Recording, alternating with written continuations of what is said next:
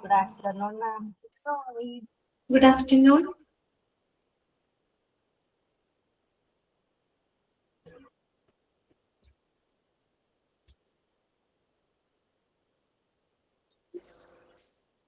Okay, അപ്പൊ എല്ലാവർക്കും good afternoon കേട്ടോ.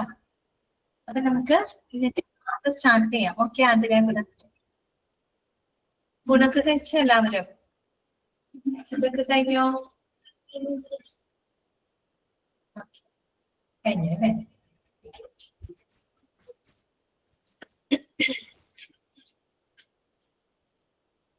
ലച്ചുവിന്റെ ബി പി ഒക്കെ ശരിയായോ? ബി പി ഒക്കെ ഓക്കെ ആയോ ലച്ചുവിന്റെ? ഓക്കെ, കഴിച്ചു. ശരി, അപ്പൊ നമുക്ക് ഇന്നത്തെ ക്ലാസ് നമുക്ക് സ്റ്റാർട്ട് ചെയ്യാം കേട്ടോ. കഴിഞ്ഞ ദിവസം നമ്മൾ എന്ത് തുടങ്ങിയിരുന്നു? സെൻട്രലൈസ്ഡ് മെഡിക്കൽ ഗ്യാസ് സിസ്റ്റം എന്ന് പറയുന്ന പുതിയൊരു ചാപ്റ്റർ നമ്മൾ സ്റ്റാർട്ട് ചെയ്തു അല്ലെ? ഓക്കെ, അപ്പൊ എന്താണ് സെൻട്രലൈസ്ഡ് മെഡിക്കൽ ഗ്യാസ് എന്നുള്ളത് നമ്മൾ മനസ്സിലാക്കി. പിന്നെ അതിന്റെ ഇവിടെയൊക്കെയാണ് നമ്മൾ ഹോസ്പിറ്റലിൽ പ്രധാനമായിട്ടും സെൻട്രലൈസ്ഡ് മെഡിക്കൽ ഗ്യാസ് സിസ്റ്റം നമ്മൾ ഹോസ്പിറ്റലിൽ ഏതൊക്കെ ഏരിയകളിലാണ് നമ്മൾ ഉപയോഗിക്കുന്നത് മനസ്സിലാക്കി അല്ലെ? പിന്നെ നമ്മൾ പറഞ്ഞത് ഒരു മെഡിക്കൽ ഗ്യാസുകളെ പറ്റി പറഞ്ഞു അല്ലെ? പ്രധാനമായിട്ടും 7 മെഡിക്കൽ ഗ്യാസുകളെ പറ്റിയാണ് നമ്മൾ കഴിഞ്ഞ ക്ലാസ്സിൽ ഡിസ്കസ് ചെയ്തത്. ഓർമ്മയുണ്ടല്ലോ? മെഡിക്കൽ എയർ അല്ലെ, പിന്നെ ഓക്സിജൻ, കാർബൺ ഡൈ ഓക്സൈഡ്, അതുപോലെ തന്നെ ലിക്വിഡ് നൈട്രജൻ, പിന്നെ വാക്വം. ഓക്കെ, ഇതൊക്കെയാണ് നമ്മൾ പറഞ്ഞത് അല്ലെ? Nitrous oxide. ഇത്രയും 7 എണ്ണം അല്ലെ? 7 മെഡിക്കൽ വാതകങ്ങളെ പറ്റി നമ്മൾ പറഞ്ഞു. അത് എന്തിനൊക്കെയാണ് ഓരോ മെഡിക്കൽ ഗ്യാസുകൾ ഉപയോഗിക്കുന്നതിനുള്ളതും നമ്മൾ പറഞ്ഞിട്ടുണ്ടായിരുന്നു കേട്ടോ. ഓക്കെ, അപ്പൊ അതൊക്കെ വളരെ ഇമ്പോർട്ടന്റ് ആണ്. കഴിഞ്ഞ ദിവസം പറഞ്ഞു, നിങ്ങളോട് ചോദ്യം ചോദിച്ചപ്പോഴൊക്കെ നിങ്ങൾ കറക്റ്റ് ആയിട്ടാണ് ആൻസർ പറഞ്ഞത് കേട്ടോ. അതുവരെയൊക്കെ വായിച്ചു നോക്കിയോ നിങ്ങള്? ഓക്കെ ആണോ? അത്രയും ഭാഗങ്ങള് ഓക്കെ ആണോ ഒന്ന് പറയാമോ? ഓക്കെ, അങ്ങനെയാണെങ്കിൽ നമുക്ക് ബാക്കിയുള്ള ഭാഗങ്ങൾ നോക്കാം കേട്ടോ. ശരി, പിന്നെ നമ്മൾ ജസ്റ്റ് ഒരു കമ്പോണന്റ് സ്റ്റാർട്ട് ചെയ്ത് വെച്ചിരുന്നു അല്ലെ? ഞാൻ ഓൾ മ്യൂട്ട് ചെയ്യണേ.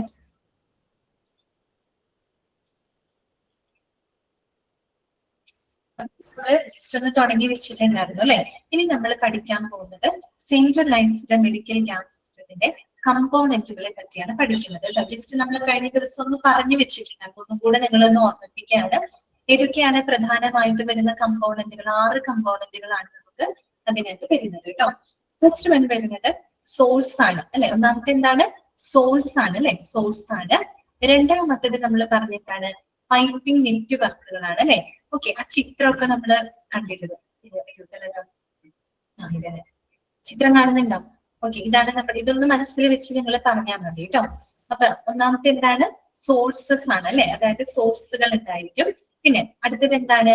പൈപ്പിംഗ് നെറ്റ്വർക്കുകൾ അല്ലെ? കണ്ടോ, ഒരുപാട് പൈപ്പിംഗ് നെറ്റ്വർക്കുകൾ ഉണ്ട് അല്ലെ? ഈ പൈപ്പിംഗ് നെറ്റ്വർക്ക് എന്തിനു വേണ്ടിയിട്ടാണ് ഉപയോഗിക്കുന്നത്? For the distribution of gas അല്ലെ? ഈ പറയുന്ന distribution system of centralised medical gas എന്ന് പറഞ്ഞ ഏതാണ്? പൈപ്പിംഗ് നെറ്റ്വർക്ക് ആണ്. അതിലൂടെയാണ് നമ്മൾ ഗ്യാസുകൾ വിതരണം ചെയ്യുന്നത്. മൂന്നാമത്തെ എന്താണ്?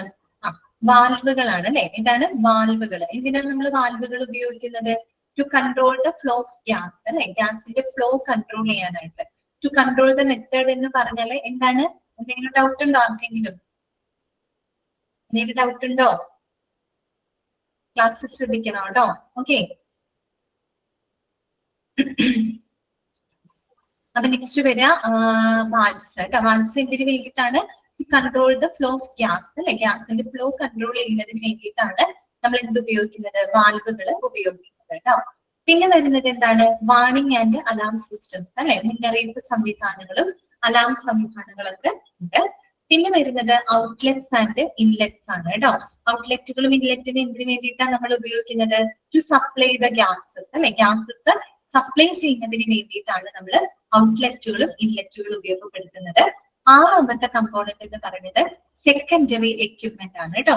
ഈ ഭാഗങ്ങൾ ഒന്ന് ശ്രദ്ധിക്കണം കേട്ടോ. നിങ്ങൾ ഇനി നമ്മൾ പഠിക്കുന്ന ഈ ഭാഗങ്ങളുണ്ടല്ലോ, അതൊക്കെ നിങ്ങളൊന്ന് ശ്രദ്ധിക്കണം കേട്ടോ. പെട്ടെന്ന് മനസ്സിലായില്ലെങ്കിൽ നമുക്ക് ഒരുപാട് തവണ ഇങ്ങനെ റിപ്പീറ്റ് ചെയ്ത് പറഞ്ഞ് കളയാൻ പറ്റില്ല. അതുകൊണ്ടാണ് നിങ്ങളോട് ക്ലാസ് ശ്രദ്ധിക്കണം എന്ന് പറഞ്ഞു കേട്ടോ.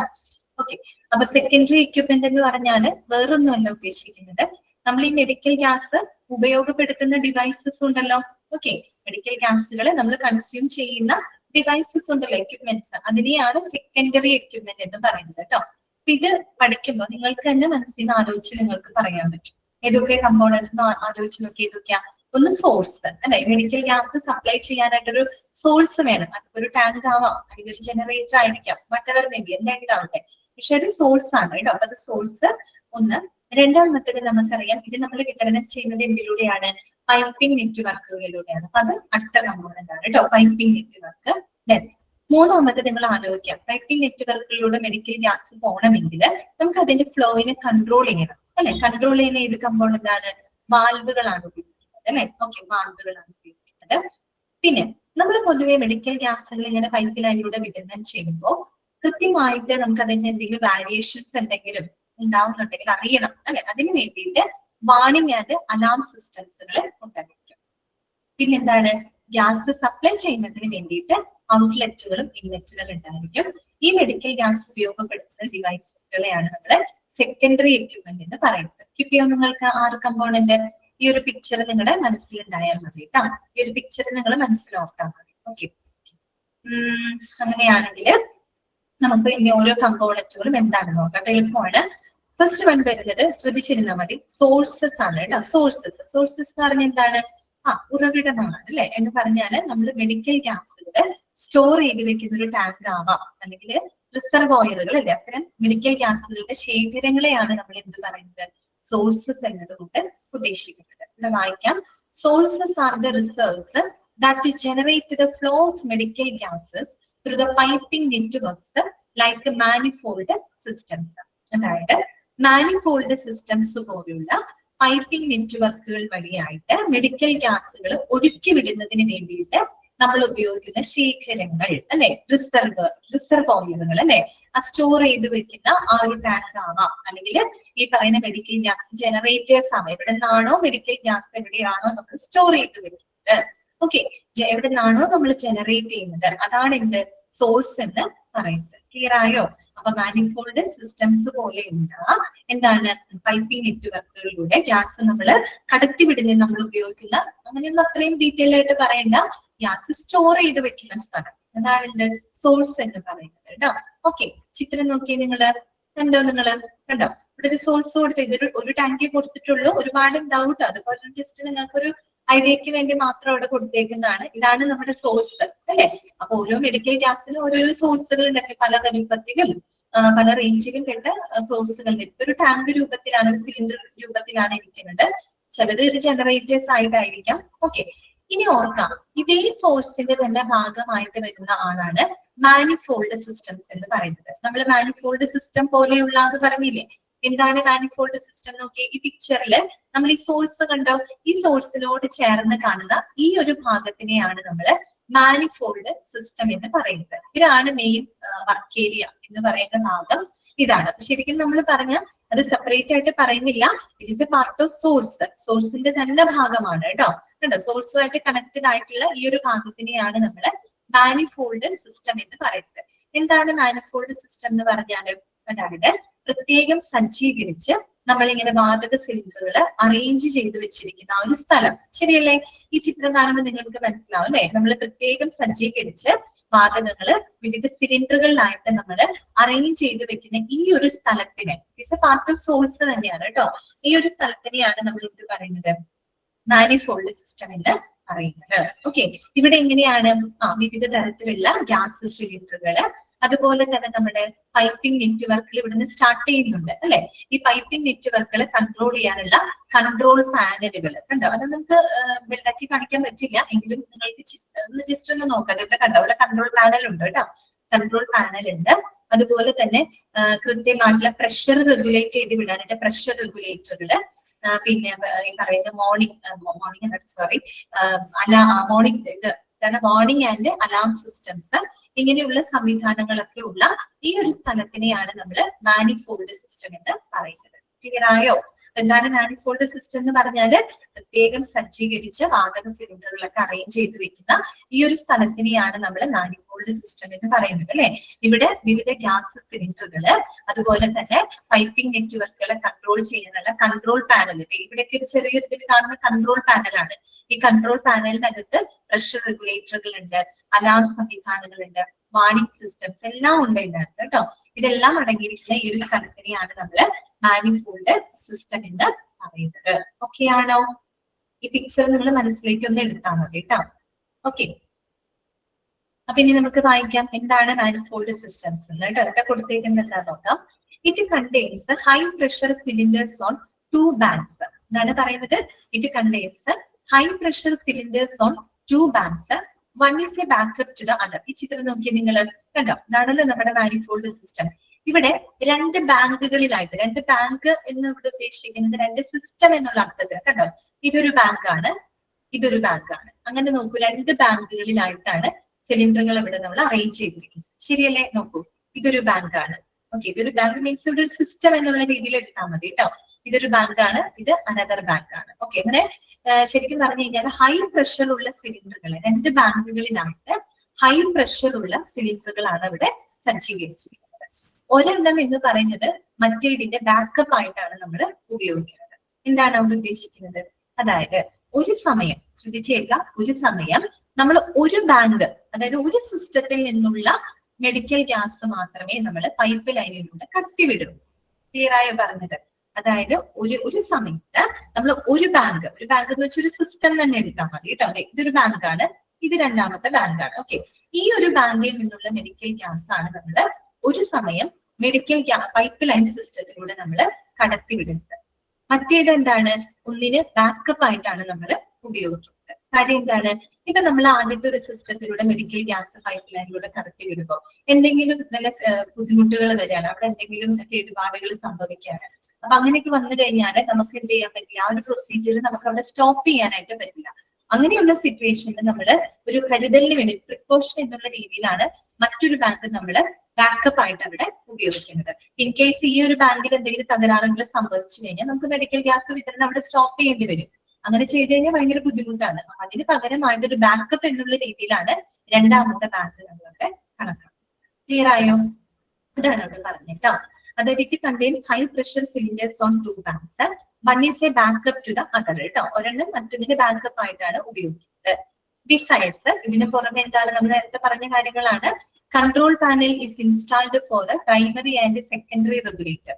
പ്രൈമറി ആൻഡ് സെക്കൻഡറി റെഗുലേറ്റർ എന്ന് പറയുമ്പോൾ ഒന്നാമത്തെ ബാങ്കിനെ കൺട്രോൾ ചെയ്യാൻ പ്രൈമറി റെഗുലേറ്റർ ഉണ്ടായിരിക്കും.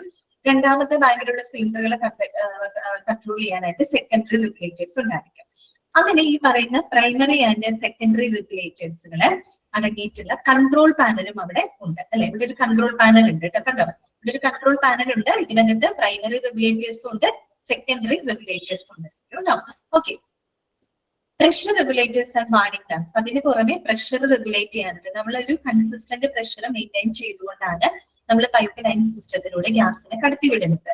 സോ ആ ഒരു പ്രഷറിനെ കൺട്രോൾ ചെയ്യാനായിട്ട് പ്രഷർ റെഗുലേറ്റേഴ്സ് ഉണ്ടായിരിക്കും.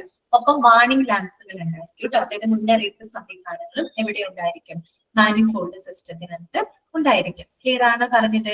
അപ്പൊ എന്താണ് മാനിഫോൾഡ് സിസ്റ്റത്തെ? ഈ ഒരു ഭാഗമാണ് മാനിഫോൾഡ് സിസ്റ്റം എന്ന് പറയുന്നത്. ഇവിടെ എന്താണ്? ഹൈ പ്രഷറിൽ രണ്ട് ബാങ്കുകളിലായിട്ട് വാതക സിലിണ്ടറുകൾ സൂക്ഷിച്ചു വെക്കുന്നു. അതുകൂടാതെ നമ്മൾ പറയാം ഒരെണ്ണം മറ്റൊന്നിന് ബാക്കപ്പ് ആയിട്ടാണ് നമ്മൾ ഉപയോഗിക്കുന്നത് അല്ലെ. അതായത് ഒരു സമയം നമുക്ക് ഒരു ബാങ്ക്, ഒരു സിസ്റ്റത്തിൽ നിന്നുള്ള മെഡിക്കൽ ഗ്യാസ് മാത്രമേ നമുക്ക് പൈപ്പ് ലൈനിലൂടെ കടത്തിവിടാനായിട്ട് സാധിക്കുള്ളൂ. ഇൻ കേസ് അവിടെ എന്തെങ്കിലും തകരാറുകൾ സംഭവിച്ചു കഴിഞ്ഞാൽ അതിനൊരു ബാക്കപ്പ് എന്നുള്ള രീതിയിലാണ് നമ്മൾ രണ്ടാമത്തെ ബാങ്ക് സിലിണ്ടർ അവിടെ ഉപയോഗപ്പെടുത്തുന്നത്. ക്ലിയർ ആണല്ലോ? അതുകൂടാണ്ട് ഈ ഒന്നാമത്തെ ബാങ്കിനെ കൺട്രോൾ ചെയ്യാൻ പ്രൈമറി റെഗുലേറ്ററും രണ്ടാമത്തെ ബാങ്കിനെ കൺട്രോൾ ചെയ്യാനായിട്ട് സെക്കൻഡറി റെഗുലേറ്റേഴ്സ് ഉണ്ടായിരിക്കും. ഈ പറയുന്ന പ്രൈമറി സെക്കൻഡറി റെഗുലേറ്റേഴ്സുകളൊക്കെ ഇൻസ്റ്റാൾ ചെയ്തിട്ടുള്ള ഒരു കൺട്രോൾ പാനലും അവിടെ ഉണ്ടായിരിക്കും. ഓക്കെ, കൂടാതെ വാർണിംഗ് സൈനുകൾ ഉണ്ട് അല്ലെ. അതായത് മുന്നറിയിപ്പ് സംവിധാനങ്ങള്, അലാം സിസ്റ്റംസുകള്, പ്രഷർ റെഗുലേറ്ററുകൾ എല്ലാം തന്നെ സ്ഥിതി ചെയ്യുന്ന ഒരു സ്ഥലമാണ് മാനിഫോൾഡ് സിസ്റ്റം എന്ന് പറയുന്നത്. ഓക്കെ ആണോ? മനസ്സിലായോ പറഞ്ഞത്? ക്ലിയർ ആണോ? ഓക്കെ അല്ലേ? ശരി, ഇനി വായിച്ചു കഴിഞ്ഞാൽ കിട്ടും കേട്ടോ. It contains high pressure cylinders on 2 banks. One is a backup to the other. Besides, the control panel is installed for the primary and secondary regulators, pressure regulators and warning lights. കേട്ടോ, it is a part of source. സോഴ്സിനോട് ചേർന്ന് തന്നെയല്ലേ ആ ഭാഗം കാണപ്പെടുന്നത്. So അതിന്റെ ഭാഗം തന്നെ കേട്ടോ. ഇനി രണ്ടാമത്തെ കമ്പോണന്റ് ഏതാണ്? പൈപ്പിംഗ് നെറ്റ്വർക്കുകൾ. കണ്ടോ, മുഴുവൻ കാണുന്നത് എന്താണ്? Complete piping network. കണ്ടോ, മാനിഫോൾഡ് സിസ്റ്റത്തിൽ നിന്ന് സ്റ്റാർട്ട് ചെയ്തിട്ട് ഏതെല്ലാം ഏരിയകളിലേക്കാണ് ഈ പൈപ്പിംഗ് നെറ്റ്വർക്കുകൾ ഗ്യാസ് ഡിസ്ട്രിബ്യൂട്ട് ചെയ്യുന്നതെന്ന് കണ്ടല്ലോ. ഓക്കെ, അപ്പൊ അതാണ് ഇനി നമ്മൾ പഠിക്കാൻ പോകുന്നത് കേട്ടോ. Medical gases and vacuum are distributed through the pipeline distribution system to provide gas or vacuum at the end point or terminal units. അല്ലെ, അതായത് നമ്മൾ ഈ പറയുന്ന മെഡിക്കൽ ഗ്യാസുകളും വാക്വം ഒക്കെ നമ്മുടെ ടെർമിനൽ യൂണിറ്റിലോട്ട് അഥവാ എൻഡ് പോയിന്റ്, ടെർമിനൽ യൂണിറ്റ് അഥവാ എൻഡ് പോയിന്റ് എന്ന് പറഞ്ഞാൽ എന്താണ്? ആ മെഡിക്കൽ ഗ്യാസ് ഉപയോഗപ്പെടുത്തുന്ന ആ യൂസർ അല്ലെ, എവിടെയാണോ നമ്മൾ അത് ഉപയോഗപ്പെടുത്തുന്നത് ആ ഒരു സ്ഥലത്തോട്ട് അല്ലെ. അതാണ് ഇപ്പൊ ഇവിടെ നോക്കും, ഇവിടുന്ന് ഗ്യാസിന് പോയിട്ട് ഇവിടെയാണ്, ഈ ഒരു ഏരിയയിലാണ് ഇതാണ് ഇവിടുത്തെ ടെർമിനൽ യൂണിറ്റ് അല്ലെ. കണ്ടോ, ഇതാണ് ഇവിടുത്തെ ടെർമിനൽ, ഇവിടെയാണ് ഉപയോഗപ്പെടുത്തുന്നത്, ഇവിടേക്ക് കണക്ട് ചെയ്തിട്ടാണ് പേഷ്യന്റിന്റെ ഡിവൈസിലോട്ട് കൊടുക്കുന്നത് ആണല്ലോ. ഇതാണ് യൂസർ എൻഡ്, എവിടെയാണ് നമ്മൾ മെഡിക്കൽ ഗ്യാസ് ഉപയോഗിക്കുന്ന യൂണിറ്റ്, അതാണ് അവിടുത്തെ എൻഡ് പോയിന്റ് അഥവാ ടെർമിനൽ യൂണിറ്റ് എന്നതുകൊണ്ട് ഉദ്ദേശിക്കുന്നത്. അപ്പൊ അങ്ങോട്ടേക്ക് ഈ പറയുന്ന മെഡിക്കൽ ഗ്യാസുകൾ വാക്വം ഒക്കെ വിതരണം ചെയ്യുന്നത് ഇതിലൂടെയാണ്, പൈപ്പ് ലൈൻ ഡിസ്ട്രിബ്യൂഷൻ സംവിധാനത്തിലൂടെയാണ് അല്ലെ, പൈപ്പ് ലൈൻ സിസ്റ്റത്തിലൂടെയാണ് ഡിസ്ട്രിബ്യൂട്ട് ചെയ്യുന്നത്. ഓക്കെ, ഇനി അടുത്ത് നോക്കി, the terminal units may be either wall mounted or pendant mounted. ഇനി നമ്മൾ പറഞ്ഞല്ലോ ടെർമിനൽ യൂണിറ്റ് എന്ന് പറഞ്ഞല്ലോ, അതൊന്നില്ലെങ്കിൽ വാൾ മൗണ്ടഡ് ആയിരിക്കും, അതായത് ചുമരിൽ ഘടിപ്പിച്ച ടൈപ്പ് ആയിരിക്കാം ടെർമിനൽ യൂണിറ്റ്. ഓക്കെ, അതല്ലെങ്കിലോ വാൾ മൗണ്ടഡ് ആയിരിക്കാം. അതിന്റെ ചിത്രം ഞാനത് കാണിച്ചു തരാം കേട്ടോ, മനസ്സിലാവും. ഒരു മിനിറ്റ് ട്ടോ, കാണുന്നില്ലേ ചിത്രം? പിക്ചർ കാണുന്നുണ്ടോ? പിക്ചർ കാണുന്നില്ലേ? ഓക്കെ, നോക്കൂ, ഇതെന്താണ്? ഇത് വാൾ മൗണ്ടഡ് ടെർമിനൽ യൂണിറ്റ് ആണ് കേട്ടോ. കണ്ടോ, ചുമരിൽ തന്നെ വെച്ചിട്ടുള്ള ടെർമിനൽ യൂണിറ്റ്. അപ്പൊ ഇവിടെ നേരെ കണക്ട് ചെയ്ത് നമുക്ക് പേഷ്യന്റിന്റെ ഡിവൈസിലോട്ട് നമുക്ക് കൊടുക്കാൻ പറ്റും. ഇതാണ് വാൾ മൗണ്ടഡ് ആയിട്ടുള്ള എന്ത് ടെർമിനൽ യൂണിറ്റ്. ഇനി രണ്ടാമത്തെ എന്താ പറഞ്ഞത്? Pendant mounted. ഇതെന്താണ്? ചുമരിൽ ഘടിപ്പിച്ചേക്കല്ല, ഒരു പെൻഡന്റ് പോലെ, that means it is suspended from a ceiling using a mechanical arm അല്ലെ. അതായത് സീലിംഗിൽ നിന്ന്, മുകളിൽ നിന്ന് ഒരു പെൻഡന്റ്, നമ്മൾ ഈ കഴുത്തിലിടുന്ന മാല നമ്മൾ പെൻഡന്റ് എന്നല്ലേ പറയാം, പെൻഡന്റ് എന്നല്ലേ നമുക്ക് പറയാം, കഴുത്തിൽ ഇങ്ങനെ തൂക്കിയിട്ടേക്കുന്നില്ലേ. അതുപോലെ തന്നെ ഇത് ഒരു പെൻഡന്റ് മൗണ്ടഡ് ആണ്. That means that is suspended from a ceiling using a mechanical arm. കണ്ടോ, അങ്ങനെ ഒരു മെക്കാനിക്കൽ ആം ഉപയോഗിച്ചിട്ട് നമ്മൾ എന്ത് ചെയ്യാണ്, അതിന് സസ്പെൻഡ് ചെയ്ത്. കണ്ടോ, ഇതാണ് ടെർമിനൽ യൂണിറ്റ്, ഇതിന്റെ ടെർമിനൽ യൂണിറ്റ് ഇങ്ങനെ തൂക്കിയിട്ട പോലെയാണ് കേട്ടോ. ഇതെങ്ങനെയാണ്? ഓൾറെഡി ഫിക്സ്ഡ് ആണ്, ഫിക്സ്ഡ് ഓൺ ദ ബോൺസ് അല്ലെ, ചുമരിലേക്ക് ഘടിപ്പിച്ച ടൈപ്പ് ആവാം, അല്ലെങ്കിൽ ഇതുപോലത്തെ എന്താ പറയാ പെൻഡന്റ് മൗണ്ടഡ് ആയിട്ടുള്ള ടെർമിനൽ യൂണിറ്റ്. ഓക്കെ, മനസ്സിലായല്ലോ? ഇതാണ് പറഞ്ഞത് കേട്ടോ. അതായത് terminal units may be either wall mounted or pendant mounted. Okay, പിന്നെ നോക്കൂ, high quality copper should be used to make pipes. സാധാരണ നമ്മൾ ഈ പൈപ്പുകൾ നിർമ്മിക്കാനായിട്ട് ഏറ്റവും ഹൈ സ്റ്റാൻഡേർഡ് ഉള്ള കോപ്പർ ആണ് നമ്മൾ അവിടെ ഉപയോഗിക്കുന്നത്, ചെമ്പാണ് അവിടെ ഉപയോഗിക്കുന്നത്. ഹൈ ക്വാളിറ്റി ഉള്ള കോപ്പർ ഉപയോഗിച്ചുകൊണ്ടാണ് നമ്മൾ ഈ പറയുന്ന പൈപ്പുകൾ നിർമ്മിക്കുന്നത് കേട്ടോ. More over, pipes should be protected against the physical damage and corrosion and color coded in keeping with the gas content. കേട്ടോ, അത് മാത്രമല്ല, നമ്മൾ ഈ പറയുന്ന പൈപ്പുകൾ ഈ പറയുന്ന ഫിസിക്കൽ ഡാമേജ്, മറ്റ് കൊറോഷൻ അങ്ങനെയുള്ള പ്രശ്നങ്ങളിൽ നിന്നൊക്കെ ഈ പൈപ്പുകളെ വളരെയധികം എന്ത് ചെയ്യണം, പ്രൊട്ടക്ട് ചെയ്യണം. അപ്പൊ അതുകൊണ്ടാണ് ഹൈ ക്വാളിറ്റി ഉള്ള കോപ്പർ അവിടെ ഉപയോഗപ്പെടുത്തുന്നത്. ക്ലിയർ ആയി? ഞാൻ പറഞ്ഞു മനസ്സിലായോ? അതായത് ഈ പൈപ്പിംഗ് നെറ്റ് വർക്കുകൾ എന്താണ്, വളരെ ഫിസിക്കൽ ഡാമേജ് വരുന്നതോ അല്ലെങ്കിൽ എന്തെങ്കിലും കൊറോഷനിൽ നശിക്കുന്നതൊക്കെ വളരെയധികം സേഫ് ആയിട്ട് നമ്മൾ പ്രൊട്ടക്ട് ചെയ്യേണ്ടതുണ്ട്. അതുകൊണ്ടാണ് അങ്ങനെ ഒരു പ്രൊട്ടക്ഷൻ ആവശ്യമായതുകൊണ്ടാണ് നമ്മൾ ഹൈ ക്വാളിറ്റി കോപ്പർ ഇവിടെ ഉപയോഗിക്കുന്നത് കേട്ടോ. ഹൈ സ്റ്റാൻഡേർഡ് കോപ്പർ ആണ് ഇവിടെ ഉപയോഗപ്പെടുത്തുന്നത്. അത് മാത്രമല്ല, and colour coded in keeping with gas content. അതായത് ഓരോ പൈപ്പ് ലൈനിലൂടെ നമ്മൾ കടത്തിവിടുന്ന ഗ്യാസ് ഏതാണോ അതിന്റെ കളറും നമ്മൾ അവിടെ കൃത്യമായിട്ട് എന്ത് ചെയ്തിരിക്കണം, കോഡ് ചെയ്തിരിക്കണം. നമുക്ക് കളർ കോഡ് പഠിക്കാനുണ്ട്, അത് വരുന്നേ ഉള്ളൂ. അപ്പൊ ഇപ്പൊ നമ്മൾ 7 മെഡിക്കൽ ഗ്യാസ് പഠിക്കുന്നുണ്ട്, എല്ലാത്തിനും ഒരേ കളറാണ് ഉപയോഗിക്കുന്നത് അല്ല, തിരിച്ചറിയണം അല്ലെ, ഏത് മെഡിക്കൽ ഗ്യാസ് ആണെന്ന് തിരിച്ചറിയണം. അപ്പൊ അതിനായിട്ട് നമ്മൾ ഓരോ മെഡിക്കൽ ഗ്യാസിനും ഓരോ കളർ കോഡ് നമ്മൾ കൊടുത്തിട്ടുണ്ട്. അപ്പൊ ഈ പൈപ്പിംഗ് നെറ്റ്വർക്കിലൂടെ ഏത് ഗ്യാസ് ആണോ നമ്മൾ കടത്തിവിടുന്നത് അതിന്റെ കൃത്യമായിട്ടുള്ള കളറും അവിടെ എന്ത് ചെയ്തിരിക്കണം, കോഡ് ചെയ്തിരിക്കണം. കണ്ടോ, ഇവിടെ എല്ലാത്തിനും കളർ വ്യത്യാസമില്ലേ, ചിലതിന് യെല്ലോ കളറാണ്, ചിലതിന് ബ്ലൂ ആണ്. അപ്പൊ ഏത് ഗ്യാസ് ആണോ അതിലൂടെ കടന്നു പോകുന്നത് അത് വെച്ചിട്ടാണ് കളർ അവിടെ കൃത്യമായിട്ട് കോഡ് ചെയ്യുന്നത്. ഓക്കെ ആണല്ലോ? മനസ്സിലായോ പൈപ്പിംഗ് നെറ്റ്വർക്ക്? അപ്പൊ പൈപ്പിംഗ് നെറ്റ്വർക്കുകൾ നിങ്ങൾ മനസ്സിലാക്കാനുള്ള കാര്യം ഇത്രയേ ഉള്ളൂ. അതായത് നമ്മൾ ഈ പറയുന്ന മെഡിക്കൽ ഗ്യാസുകൾ നമ്മുടെ യൂസർ എൻഡിലോട്ട്, ടെർമിനൽ യൂണിറ്റിലോട്ട് നമ്മൾ എത്തിക്കുന്നത് പൈപ്പ് ലൈൻ സംവിധാനത്തിലൂടെയാണ്. ഓക്കെ, ഇനി ടെർമിനൽ യൂണിറ്റിനെ പറ്റി പറയുകയാണെങ്കിൽ അത് 2 ടൈപ്പ് ഉണ്ട്. ഒന്നില്ലെങ്കിൽ വാൾ മൗണ്ടഡ് ടെർമിനൽ യൂണിറ്റ്സുകളായിരിക്കും, അതായത് ചുമരിൽ ഘടിപ്പിച്ച ടൈപ്പ് ടെർമിനൽ യൂണിറ്റുകളായിരിക്കാം. അതല്ലാന്നുണ്ടെങ്കിൽ പെൻഡന്റ് ലൈക്ക് ടെർമിനൽ യൂണിറ്റ് ആയിരിക്കാം. പിക്ചർ കണ്ടല്ലോ നിങ്ങൾ. ഓക്കെ, പിന്നെ പഠിക്കേണ്ടത് മുൻവർഷ ക്വസ്റ്റ്യൻ ആണ്. ഈ പറയുന്ന ഈ പൈപ്പുകൾ ഉണ്ടാക്കാനായിട്ട് നമ്മൾ ഉപയോഗിക്കുന്നത് ഏത് മെറ്റൽ ആണ് കേട്ടോ? ഹൈ സ്റ്റാൻഡേർഡ് കോപ്പർ ആണ് ഉപയോഗിക്കുക. ഓപ്ഷനകത്ത് അയൺ അങ്ങനെയൊക്കെ പറഞ്ഞിട്ട് വരും കേട്ടോ. അപ്പൊ നിങ്ങൾ സ്റ്റീൽ, അലുമിനിയം എന്നൊക്കെ പറഞ്ഞിട്ട് വരും. കൃത്യമായിട്ട് ഓർക്കുക, പൈപ്പുകൾ നിർമ്മിക്കാൻ നമ്മൾ ഹൈ സ്റ്റാൻഡേർഡ് കോപ്പർ ആണ് നമ്മളോട് ഉപയോഗപ്പെടുത്തുന്നത്.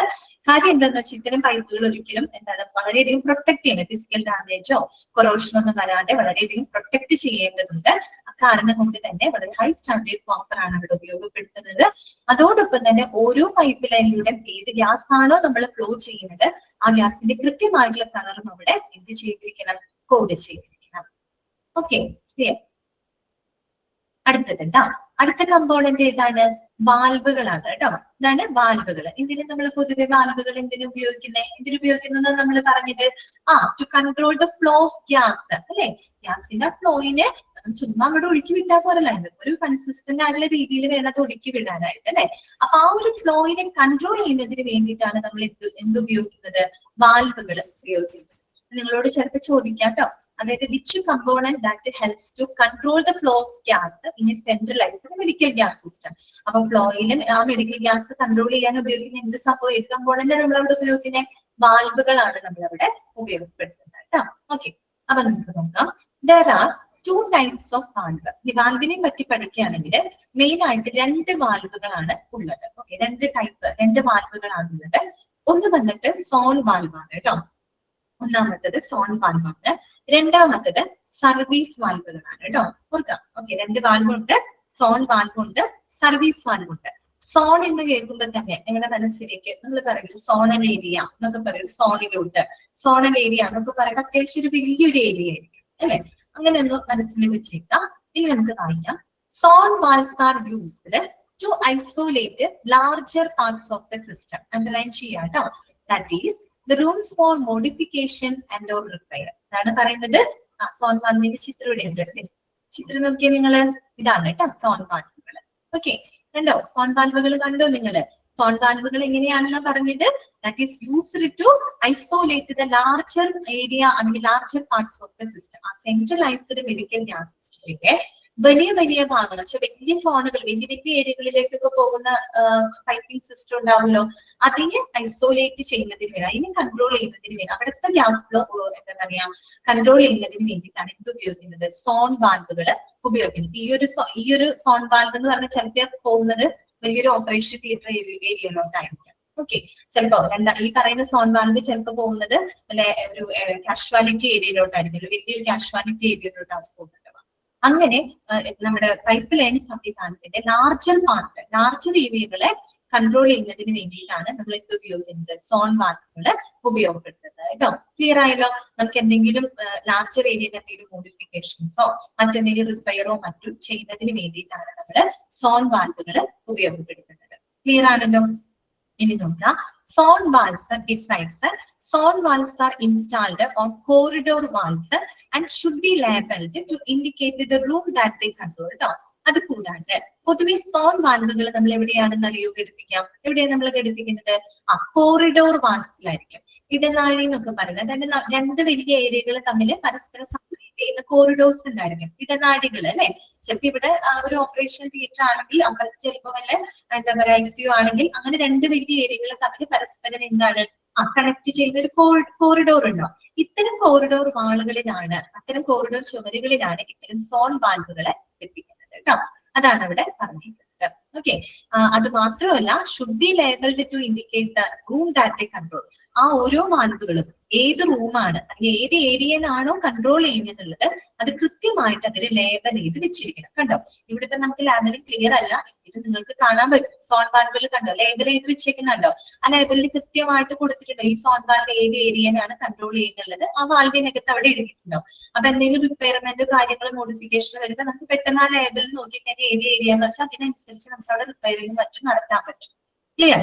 അങ്ങനെ നോക്കൂ, ഓരോ സോൺ വാൽവിന്റെ ഇവിടെ ലേബൽ ചെയ്ത് വെച്ചിട്ടുണ്ട്. അതാണ് അവര് അവിടെ പറഞ്ഞിരിക്കുന്നത് കേട്ടോ. അതായത് ഇത് room that control. Okay, Sound valves are installed on corridor walls and should be labeled to indicate the room that they control. അവർ കൺട്രോൾ ചെയ്യുന്ന റൂമോടെ കൃത്യമായിട്ട് ആ ഒരു വാൽവിനകത്ത് ലേബൽ ചെയ്ത് വെച്ചിരിക്കണം. അപ്പൊ സോൺ വാൽവിനെ പറ്റി നിങ്ങൾക്ക് ക്ലിയർ ആയല്ലോ. സോൺ വാൽവ് എന്ന് പറഞ്ഞാല് നമ്മുടെ മെഡിക്കൽ ഗ്യാസ് സിസ്റ്റത്തിന്റെ വലിയ ഏരിയകൾ ഐസോലേറ്റ് ചെയ്യുന്നതിന് വേണ്ടിയിട്ടാണ്, അവിടെ വല്ല മോഡിഫിക്കേഷൻസോ റിപ്പയർ ചെയ്യുന്നതിന് വേണ്ടിയിട്ടാണ് സോൺ വാൽവുകൾ ഉപയോഗിക്കുന്നത്. അത് സാധാരണയായിട്ട് കോറിഡോർ വാളുകളിലാണ് നമ്മൾ വെക്കുന്നത് കേട്ടോ. അത് ഏത് ഏരിയയിലാണോ കൺട്രോൾ ചെയ്യുന്നത് അത് കൃത്യമായിട്ട് ആ സോൺ വാൽവിനടുത്ത് ലേബൽ ചെയ്തിരിക്കണം. ഇനി രണ്ടാമതൊരു വാൽവിനെ പറ്റി പറഞ്ഞല്ലോ, അതേതായിരുന്നു? സർവീസ് വാൽവുകളാണ് കേട്ടോ. എന്താണ്? സർവീസ് വാൽവുകളാണ്. നോക്കിക്കേ, further more service valves are used to isolate the certain parts of the system. അതെന്ന് പറഞ്ഞ വലിയ ഏരിയ ഒന്നുമല്ല, നമ്മുടെ സിസ്റ്റത്തിന്റെ ചില ഭാഗങ്ങൾ, അതായത് ചെറിയ ചെറിയ ചെറിയ ഭാഗങ്ങളൊക്കെ ഉണ്ടാവും. അങ്ങനെ ചില ഭാഗങ്ങൾ മാത്രം എന്താ പറയാ മോഡിഫൈ ചെയ്യാനോ അല്ലെങ്കിൽ റിപ്പയർ ചെയ്യുന്നതിനോ വേണ്ടിയിട്ടാണ് നമ്മൾ എന്ത് ഉപയോഗിക്കുന്നത്? സർവീസ് വാൽവുകൾ ഉപയോഗിക്കുന്നത് കേട്ടോ. ചിത്രം ഞാനവിടെ കാണുന്നില്ല. ഓക്കെ, സർവീസ് വാൽവിന്റെ പിക്ചർ ഇല്ല കേട്ടോ കയ്യിൽ, പക്ഷെ ഓർത്താൽ മതി. സർവീസ് വാൽവ് എന്ന് പറഞ്ഞു കഴിഞ്ഞാൽ ഏതെങ്കിലും ആ സിസ്റ്റത്തിന്റെ ചെറിയ സർട്ടൈൻ പാർട്സ്, ഏതെങ്കിലും ചില ഭാഗങ്ങൾ മാത്രം ഐസോലേറ്റ് ചെയ്യുന്നതിന് വേണ്ടിയിട്ടാണ് സർവീസ് വാൽവുകൾ ഉപയോഗിക്കുന്നത് കേട്ടോ. Okay, certain parts of the system for modification and repair. Therefore, they are accessible by the clinical staff. അതിന്റെ പ്രത്യേകതയുണ്ട്.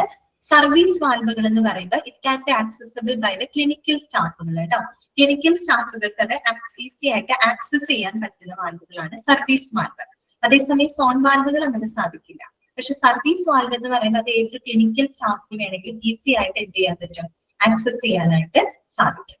ഓക്കെ, ക്ലിയർ ആണോ പറഞ്ഞത്? മനസ്സിലായോ? അപ്പൊ വാൽവുകള് രണ്ട് ടൈപ്പ് ആണുള്ളത്. സോൺ വാൽവുകളുണ്ട്, സർവീസ് വാൽവുകളുണ്ട്. ഓക്കെ, സോൺ വാൽവ് എന്ന് പറയുന്നത് തന്നെ വലിയൊരു സോണൽ ഏരിയ ആണ്, നിങ്ങൾ ഓർത്താൽ മതി. അതായത് ആ ഒരു സിസ്റ്റത്തിന്റെ ലാർജർ പാർട്ടുകൾ ഐസോലേറ്റ് ചെയ്യാനും മോഡിഫൈ ചെയ്യാനും റിപ്പയർ ചെയ്യുന്നതിനും മറ്റുമായിട്ടാണ് സോൺ വാൽവുകൾ ഉപയോഗിക്കുന്നത് കേട്ടോ.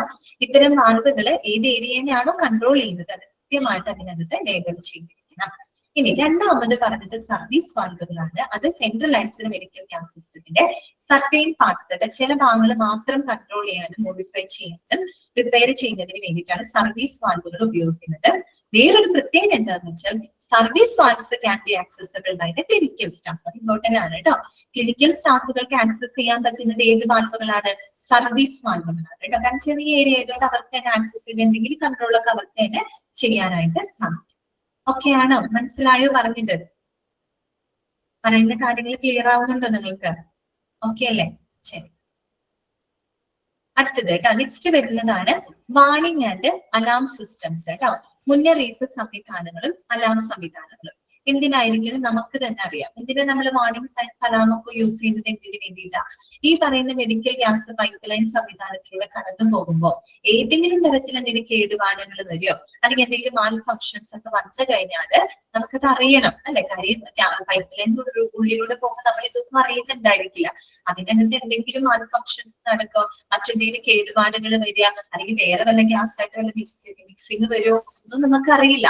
അപ്പൊ അങ്ങനെയുള്ള പ്രശ്നങ്ങളൊക്കെ കണ്ടുപിടിക്കാൻ വേണ്ടിയിട്ടാണ് നമ്മൾ ഇത്തരത്തിലുള്ള വാർണിംഗ് അലാം സംവിധാനങ്ങൾ ഒരുക്കുന്നത് അല്ലെ. അതിന് വേണ്ടിയിട്ടാണ്. ഓക്കെ, അപ്പൊ നമുക്ക് വായിക്കാം. It is the function of warning and alarm systems to give the information for the responsible staff about the whole plant in case of failure, detection or change the requirements. ഇതന്നെ, അതായത് ഇപ്പൊ നമ്മൾ ഈ പറയുന്ന gas പ്ലാന്റിനകത്ത്, whole plant means ആ ഒരു centralised medical gas സിസ്റ്റത്തിനകത്ത് ഏതെങ്കിലും തരത്തിലുള്ള കേടുപാടുകളോ അല്ലെങ്കിൽ മറ്റെന്തെങ്കിലും റിക്വയർമെന്റ്സ് മീൻസ് ചേഞ്ചിങ് റിക്വയർമെന്റ്സ്, എന്തെങ്കിലും മെഡിക്കൽ ഗ്യാസ് മാറ്റേണ്ട ഒരു സാഹചര്യമോ അല്ലെ അങ്ങനെ വരാം, അല്ലെങ്കിൽ മറ്റെന്തെങ്കിലും മാൽ ഫങ്ഷൻ കൊണ്ട് നമുക്ക് ഗ്യാസുകൾ വല്ല മാറ്റി വെക്കുന്നതൊക്കെ ആയിട്ട് വന്നു കഴിഞ്ഞാൽ അങ്ങനെയുള്ള ഇൻഫർമേഷൻസിനെ റെസ്പോൺസിബിൾ ആയിട്ടുള്ള സ്റ്റാഫുകളെ അറിയിക്കുന്നതിന് വേണ്ടിയിട്ടാണ് നമ്മൾ ഇത്തരത്തിലുള്ള മുന്നറിയിപ്പ് അലാം സംവിധാനങ്ങൾ ഉപയോഗപ്പെടുത്തുന്നത്. Okay, അറിയാലോ. This is a function of warning and alarm system to give the information for the responsible staff about the whole plant in case of failure, detection or change the system. Okay, clear. ഇനി നോക്കൂ, അലാമിനെ പറ്റി പറയുകയാണെങ്കിൽ there are two main alarm systems. പ്രധാനമായിട്ടും രണ്ട് alarm സംവിധാനങ്ങളാണ് ഇവിടെ ഉള്ളത്. ഇതൊക്കെയാണ് മാസ്റ്റർ അലാംസ് ഉണ്ട്, ഏരിയ അലാംസ് ഉണ്ട്. ഇതൊക്കെയാണ് മാസ്റ്റർ അലാംസ് ഉണ്ട്, ഏരിയ അലാംസ് ഉണ്ട്. അപ്പൊ ഏരിയയിൽ തന്നെ നമുക്ക് തന്നെ ഊഹിക്കാൻ പറ്റും. മാസ്റ്റർ അലാം എന്ന് പറയുന്നത് എന്തായിരിക്കും? മാസ്റ്റർ ആണ് അല്ലെ. എന്ന് പറഞ്ഞാൽ എന്തായിരിക്കും?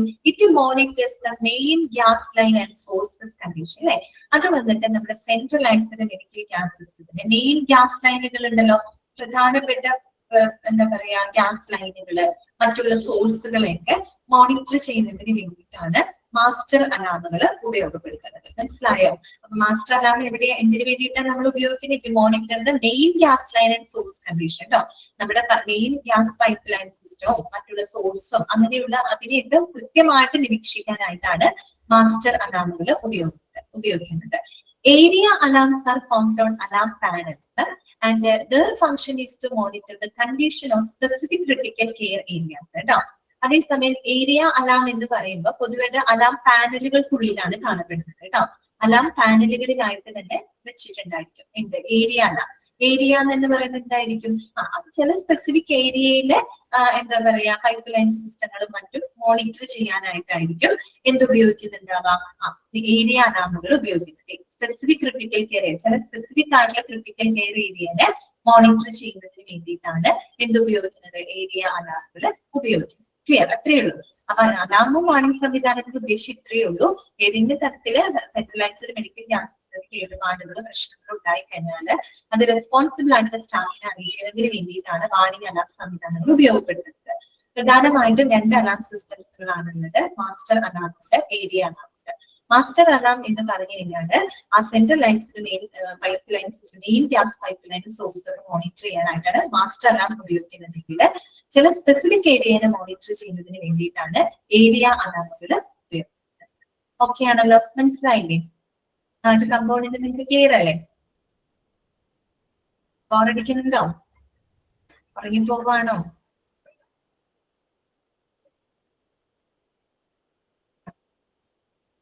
അടുത്തതാണ് 5ാമത്തെ കേട്ടോ. 5th കമ്പോണന്റ് ഇതാണ്, അതായത് ഔട്ട്ലെറ്റ്സ് ആൻഡ് ഇൻലെറ്റ്സ് കേട്ടോ. ഇതാണ് ഔട്ട്ലെറ്റ്സ് ആൻഡ് ഇൻലെറ്റ്. നമുക്കറിയാം ഔട്ട്ലെറ്റും ഇൻലെറ്റും എന്തിനു വേണ്ടിയിട്ടാണ് നമ്മൾ ഉപയോഗിക്കുന്നത്? ടു സപ്ലൈ ദ ഗ്യാസ് കേട്ടോ. ഗ്യാസ് സപ്ലൈ ചെയ്യുന്നതിന് വേണ്ടിയിട്ടാണ് നമ്മൾ ഔട്ട്ലെറ്റുകളും ഇൻലെറ്റുകളും ഉപയോഗിക്കുന്നത്. നമ്മൾ തുടക്കം ഈ ചാപ്റ്ററിൽ പഠിച്ചിരുന്നു അല്ലെ? പഠിച്ചത് ഓർമ്മയുണ്ടോ? ഒരു സെന്റൻസ് വായിച്ചത് ഓർമ്മയുണ്ടോ? ഇവിടെ equipment is connected to the medical gas pipeline system via station outlet അല്ലെ. ഇത്തരം ഔട്ട്ലെറ്റുകൾ വഴിയായിട്ടാണ് നമ്മൾ എക്യുപ്മെന്റിന് എന്ത് സപ്ലൈ ചെയ്യുന്നത്? മെഡിക്കൽ ഗ്യാസ് സപ്ലൈ ചെയ്യുന്നത്. പഠിച്ചില്ലേ? അതന്നെ. സപ്ലൈ ആണ് അതിന്റെ പ്രധാനപ്പെട്ട പർപ്പസ്. രണ്ടിന്റെ പർപ്പസ് സപ്ലൈ തന്നെയാണ്. അപ്പൊ നോക്കുക, outlets are the points, it is the connection പോയിന്റ്സുകളാണ് കേട്ടോ. at which the connections can be made to the medical gas piping system to supply under pressure by inlet supply vacuum. ഇവിടെ നോട്ടിനകത്ത് പ്രത്യേകം കൊടുത്തിരിക്കുന്നത് outlets supply ചെയ്യുന്നത് medical gas ആണെങ്കിൽ ഇൻലെറ്റുകൾ supply ചെയ്യുന്നത് vacuum ആണ് കേട്ടോ. രണ്ടും സപ്ലൈ തന്നെയാണ്. ഔട്ട്ലെറ്റുകൾ എന്ത് സപ്ലൈ ചെയ്യുന്നു? മെഡിക്കൽ ഗ്യാസ് സപ്ലൈ ചെയ്യുന്നു. ഇൻലെറ്റുകൾ എന്താണ് സപ്ലൈ ചെയ്യുന്നത്? വാക്വം ആണ് സപ്ലൈ ചെയ്യുന്നത്. ക്ലിയർ ആയോ? ശരിക്കും പറഞ്ഞു കഴിഞ്ഞാല് നമ്മുടെ ഔട്ട്ലെറ്റുകൾ എന്ന് പറയുമ്പോൾ അത് വന്നിട്ട് നമ്മുടെ ഈ മെഡിക്കൽ ഗ്യാസ് ഉണ്ടല്ലോ, പ്രധാനപ്പെട്ട മെഡിക്കൽ ഗ്യാസുകളെ ആ ഒരു പർട്ടിക്കുലർ ഡിവൈസിലോട്ട് സപ്ലൈ ചെയ്യുന്ന ആളുകളാണ് ഔട്ട്ലെറ്റ് എന്ന് പറയുന്നത് കേട്ടോ. ഓക്കെ, മെഡിക്കൽ ഗ്യാസിനെ ആ ഒരു രോഗിയുടെ ഡിവൈസിലോട്ട്, നമ്മൾ പറഞ്ഞല്ലോ, ഒത്തിരി മാസ്ക് മുഖേനയാവാം, അല്ലെങ്കിൽ ചിലപ്പോൾ ഒരു വെന്റിലേറ്ററിലോട്ടായിരിക്കാം മെഡിക്കൽ ഗ്യാസ് കൊടുക്കുന്നുണ്ടായിരിക്കാം. അപ്പൊ ആ ഒരു മെയിൻ ഗ്യാസ് വന്നിട്ട് ഈ പറയുന്ന എക്യുപ്മെന്റിലോട്ട് സപ്ലൈ ചെയ്യുന്നതിന് വേണ്ടിയിട്ടാണ് ഔട്ട്ലെറ്റുകൾ ഉപയോഗിക്കുന്നത്. നമ്മൾ തുടക്കം പറഞ്ഞൊരു കാര്യമാണ്. ഇൻലെറ്റുകൾ വന്നിട്ട് നമ്മുടെ സോഴ്സ് ഉണ്ടല്ലോ, മാനിഫോൾഡ് സിസ്റ്റത്തിനോടൊക്കെ ചേർന്നിട്ടുള്ള ഒരു സോഴ്സ് ഉണ്ടല്ലോ, ആ സോഴ്സിൽ നിന്ന് പൈപ്പ് ലൈനിലോട്ട് ഗ്യാസ് സപ്ലൈ ചെയ്യാനായിട്ട് ഇൻലെറ്റുകൾ ഉപയോഗിക്കുന്നുണ്ട്. അങ്ങനെ പഠിക്കേണ്ട, നിങ്ങൾ ഈ ടെക്സ്റ്റിലുള്ളത് പഠിച്ചാൽ മതി. രണ്ടും സപ്ലൈ തന്നെയാണ് ഉദ്ദേശിക്കുന്നത്. ഔട്ട്ലെറ്റ് വന്നിട്ട് മെയിൻ ടെർമിനൽ യൂണിറ്റിൽ നിന്ന് ഡിവൈസിലോട്ട് ഗ്യാസ് സപ്ലൈ ചെയ്യാൻ ഔട്ട്ലെറ്റ് ഉപയോഗിക്കുമ്പോൾ നമ്മുടെ സോഴ്സ് ഉണ്ടല്ലോ, സോഴ്സിൽ നിന്നുള്ള ഗ്യാസിനെ പൈപ്പ് ലൈനിലോട്ട് കൊടുക്കാനായിട്ട് ഇൻലെറ്റുകൾ ഉപയോഗിക്കുന്നത്.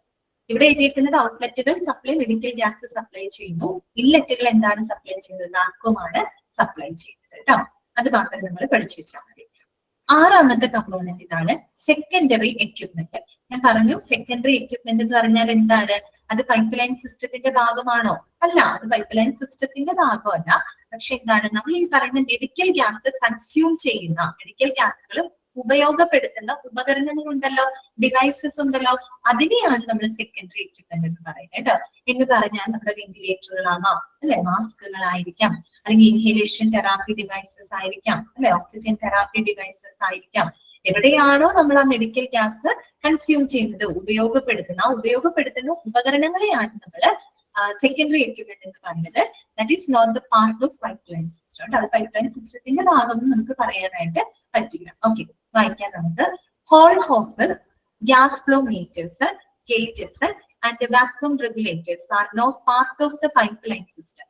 They can contribute greatly to gas and vacuum consumption. അതായത് ഹോൾ ഹോസസ് എന്ന് പറഞ്ഞു കഴിഞ്ഞാൽ ഈ ഒരു പ്രത്യേക എക്യുപ്മെന്റ്സുകളാണ് കേട്ടോ, ഡിവൈസസ് ആണ്. അതായത് ഇത് പേഷ്യന്റിന്റെ മുഖത്തൊക്കെ വെച്ചിരിക്കുന്ന മാസ്കുകൾ മറ്റുള്ള മെഷീൻസുമായിട്ട് കണക്ട് ഒക്കെ ചെയ്താൽ ഗ്യാസ് പോകുന്ന ആ ഒരു ഹോസ് ആണ് കേട്ടോ ഹോൾ ഹോസസ്. പിന്നെ gas flow meters. Gas flow meters എന്താണ്? ആ മെഡിക്കൽ ഗ്യാസിന്റെ ഫ്ലോ കൺട്രോൾ ചെയ്യാനായിട്ട് ഉപയോഗിക്കുന്നതാണ് ഗ്യാസ് ഫ്ലോ മീറ്ററുകൾ. ഇതൊക്കെ ചിലതൊക്കെ നിങ്ങൾ മെഡിക്കൽ എക്യുപ്മെന്റ്സിനകത്ത് പഠിക്കും കേട്ടോ. അതുപോലെ തന്നെ ഗേജസ്, പ്രഷർ മെഷർ ചെയ്യാനായിട്ടൊക്കെ ഉപയോഗിക്കുന്നതാണ് ഗേജസ്. പിന്നെ വാക്വം റെഗുലേറ്റേഴ്സ് അറിയാലോ, വാക്വം കൺട്രോൾ ചെയ്യാനായിട്ടുള്ള വാക്വം റെഗുലേറ്റേഴ്സ് ഒക്കെ നിങ്ങൾ മെഡിക്കൽ എക്യുപ്മെന്റ്സിൽ പഠിക്കുന്നുണ്ട് കേട്ടോ. ഇതൊന്നും എന്തല്ല, not part of a pipeline സിസ്റ്റത്തിന്റെ ഭാഗമല്ല. They can contribute greatly to gas and vacuum consumption. എന്നൊക്കെ പറഞ്ഞാൽ എന്താണ്, ഈ പറയുന്ന ഗ്യാസ് കൺസ്യൂം ചെയ്യുന്ന ഉപകരണങ്ങളാണ്. ഇത് മാത്രമല്ല കേട്ടോ, വെന്റിലേറ്ററുകള്, ഓക്കെ, അതുപോലെ തന്നെ മാസ്കുകള്, അതുപോലെ ഓക്സിജൻ തെറാപ്പി ഡിവൈസസ്, ഇതൊക്കെ എന്താണ് സെക്കൻഡറി എക്യുപ്മെന്റിനകത്ത് വരുന്നതാണ് കേട്ടോ. These items should be checked frequently as a part of routine inspection procedures. കേട്ടോ, അപ്പൊ ഒരു പതിവ് പരിശോധനാ നടപടിക്രമങ്ങളുടെ ഭാഗമായിട്ട് ഇത്തരം സെക്കൻഡറി എക്യുപ്മെന്റുകൾ നമ്മൾ എന്ത് ചെയ്തിരിക്കണം, ഫ്രീക്വന്റ് ആയിട്ട് തന്നെ നമ്മൾ ചെക്ക് ചെയ്തിരിക്കണം. അതിന് നേരിട്ട് രോഗിയുടെ ശരീരത്തിലോട്ട് പോകുന്നത് ഇത്തരം ഡിവൈസിലൂടെയാണ്. അപ്പൊ അതുകൊണ്ട് തന്നെ ഈ ഡിവൈസസ് വളരെ ക്ലീൻ ആയിരിക്കണം, വളരെ പ്രൊട്ടക്റ്റഡ് ആയിരിക്കണം. അതുകൊണ്ട് ഇത്തരം ഉപകരണങ്ങൾ സെക്കൻഡറി എക്യുപ്മെന്റ് എന്ന് പറഞ്ഞാൽ നമ്മൾ ഇടയ്ക്കിടയ്ക്ക് ഫ്രീക്വന്റ് ആയിട്ട് തന്നെ അത് എന്ത് ചെയ്തിരിക്കണം, ചെക്ക് ചെയ്തിരിക്കണം. ഓക്കെ, അതിന്റെ ഇൻസ്പെക്ഷൻ നമ്മൾ അവിടെ നടത്തിയിരിക്കണം. ക്ലിയർ ആയോ? ഇത്രയേ ഉള്ളൂ നിങ്ങൾക്ക് സെൻട്രലൈസ്ഡ് മെഡിക്കൽ ഗ്യാസ് സിസ്റ്റത്തിന്റെ കമ്പോണന്റുകൾ ഇത്രയേ ഉള്ളൂ കേട്ടോ. മനസ്സിലായില്ലേ നിങ്ങൾക്ക്? എളുപ്പമല്ലേ ഇത്? ഓക്കെ, ഏതൊക്കെ ഭാഗങ്ങളായിരുന്നു? സോഴ്സ് ഉണ്ട്, സോഴ്സിന്റെ ഭാഗമായിട്ട് മാനിഫോൾഡ് സിസ്റ്റം ഉണ്ട്, അല്ലെ, പൈപ്പിംഗ് നെറ്റ് വർക്കുകൾ ഉണ്ട്, വാൽവുകൾ ഉണ്ട്, ഓക്കെ, പിന്നെ ഔട്ട്ലെറ്റ്സ് ആൻഡ് ഇൻലെറ്റ്സ്, പിന്നെ warning and alarm systems, then secondary. ഇത്രയും ഭാഗങ്ങൾ ക്ലിയർ ആണെന്ന് വിചാരിക്കാം കേട്ടോ.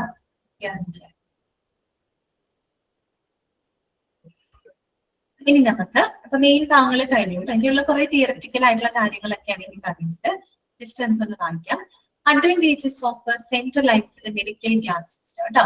ഓക്കെ, അപ്പൊ നമ്മൾ മെഡിക്കൽ ഗ്യാസുകൾ എന്തൊക്കെയാണെന്ന് പറഞ്ഞു, എന്തൊക്കെ ഉപയോഗപ്പെടുത്തുന്നുണ്ട്, മെഡിക്കൽ ഗ്യാസ് സിസ്റ്റത്തിന്റെ കമ്പോണന്റുകൾ നമ്മൾ പഠിച്ചു കഴിഞ്ഞു.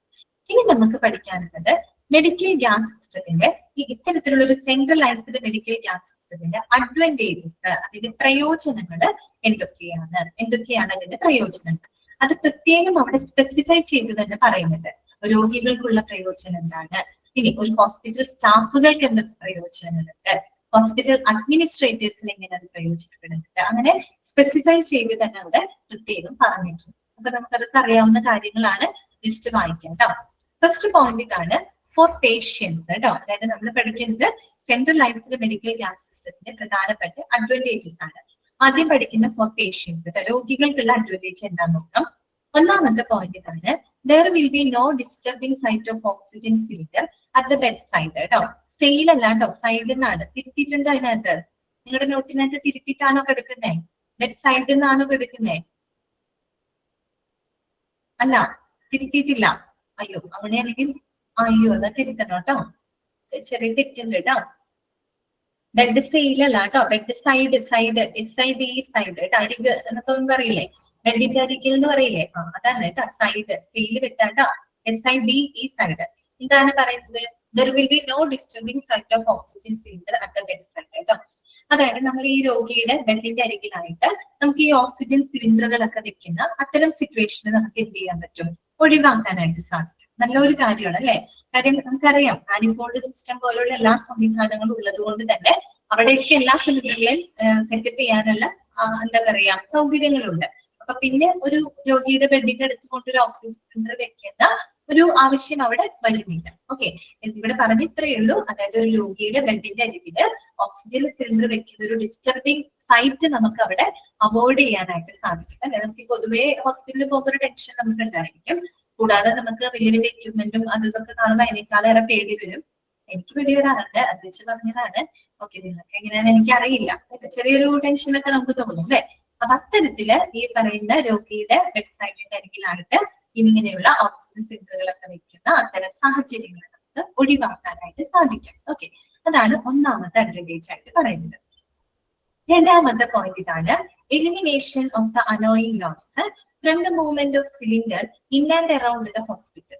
അതായത് നമ്മുടെ ഈ ആശുപത്രിയുടെ പരിസരത്തൊക്കെ ഈ സിലിണ്ടറുകളൊക്കെ മൂവ് ചെയ്യുന്നുണ്ടാവുക, ആ ഒരു നമ്മളത് മൂവൊക്കെ ചെയ്യുമ്പോൾ വരുന്ന ഒരുമാതിരി സൗണ്ടുകൾ അല്ലെ, ഒത്തിരി ഒരു അനോയിങ് നോയ്സ് ഒക്കെ നമുക്ക് അവിടെ എന്താക്കാൻ പറ്റും, ഒഴിവാക്കാനായിട്ട് സാധിക്കും അല്ലെ. അങ്ങോട്ടും ഇങ്ങോട്ടൊക്കെ സിലിണ്ടറുകൾ കൊണ്ടുപോകുന്നതും അങ്ങനത്തെ ശബ്ദമൊന്നും ഇവിടെ നമുക്ക് കേൾക്കുന്നില്ല അല്ലെ, അല്ലെങ്കിൽ അറിയുന്നില്ല.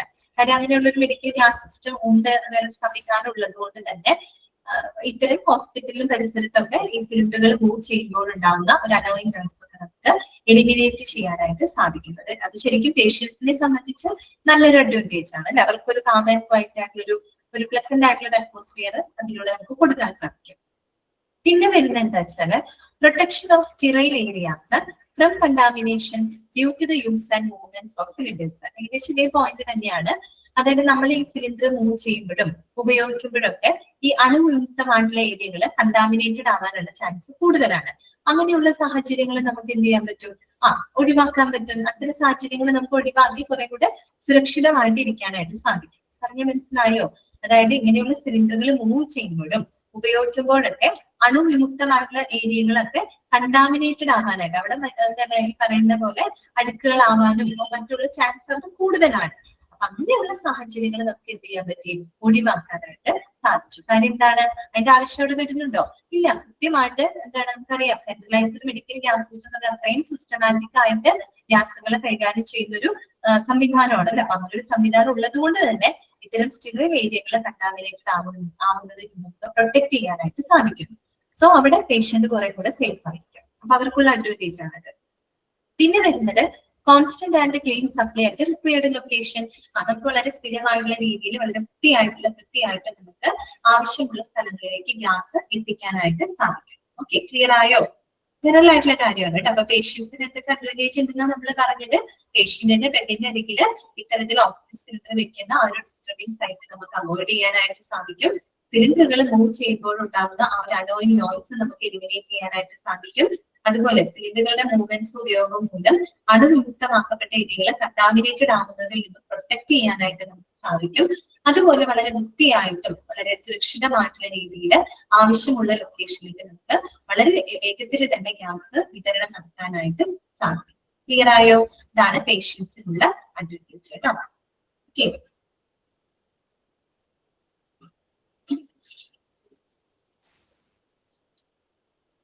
നെക്സ്റ്റ് വരുന്നതാണ് ഫോർ ഹോസ്പിറ്റൽ സ്റ്റാഫ് എന്നാക്കാം കേട്ടോ. സ്റ്റേറ്റ് എന്നാണ് അവിടെ കൊടുത്തേക്കുന്നത്, സ്റ്റേറ്റ് കെട്ടിയിട്ട് സ്റ്റാഫ് എന്നാക്കാം കേട്ടോ. സ്റ്റാഫാണ് ജീവനക്കാരൻ. ഓക്കെ, ഫോർ ഹോസ്പിറ്റൽ സ്റ്റാഫുകൾക്ക് എന്തൊക്കെ പ്രയോജനങ്ങളാണ് ഇതുമൂലമുള്ളത് നോക്കാം കേട്ടോ. ഫസ്റ്റ് വൺ എന്താണ്, swift availability of gas on taps അല്ലെ. Swift availability of gas on taps. നമുക്ക് ഈ ടാപ്പുകളിൽ വളരെ വേഗത്തിൽ തന്നെ നമുക്ക് ഗ്യാസ് ലഭ്യത ഉറപ്പാക്കാനായിട്ട് സാധിക്കും അല്ലെ. ഒരുപാട് ബുദ്ധിമുട്ടുണ്ടോ? ഇല്ല. എല്ലാം പൈപ്പ് ലൈൻ സിസ്റ്റത്തിലൂടെ ടെർമിനൽ യൂണിറ്റ് വരെ എത്തുന്നുണ്ട്. ജസ്റ്റ് ഒരു ടാപ്പിൽ തന്നെ നമുക്ക് എന്ത് കിട്ടും, ആവശ്യമുള്ള ഗ്യാസ് നമുക്ക് എന്ത് ചെയ്യാൻ പറ്റും, ലഭ്യത, ആവശ്യമുള്ള ഗ്യാസിന്റെ ലഭ്യത നമുക്ക് ഉറപ്പാക്കാനായിട്ട് സാധിക്കും. ഓക്കെ, അതാണ് അവിടെ പറയുന്നത്. Swift availability of gas on taps. ടാപ്പുകളിൽ ഗ്യാസിന്റെ വേഗത്തിലുള്ള ലഭ്യത നമുക്ക് ഉറപ്പാക്കാനായിട്ട് സാധിക്കും. കാര്യം സ്റ്റാഫുകൾക്കാണ് അത് കൂടുതൽ ആവശ്യം വരുന്നത് അല്ലെ.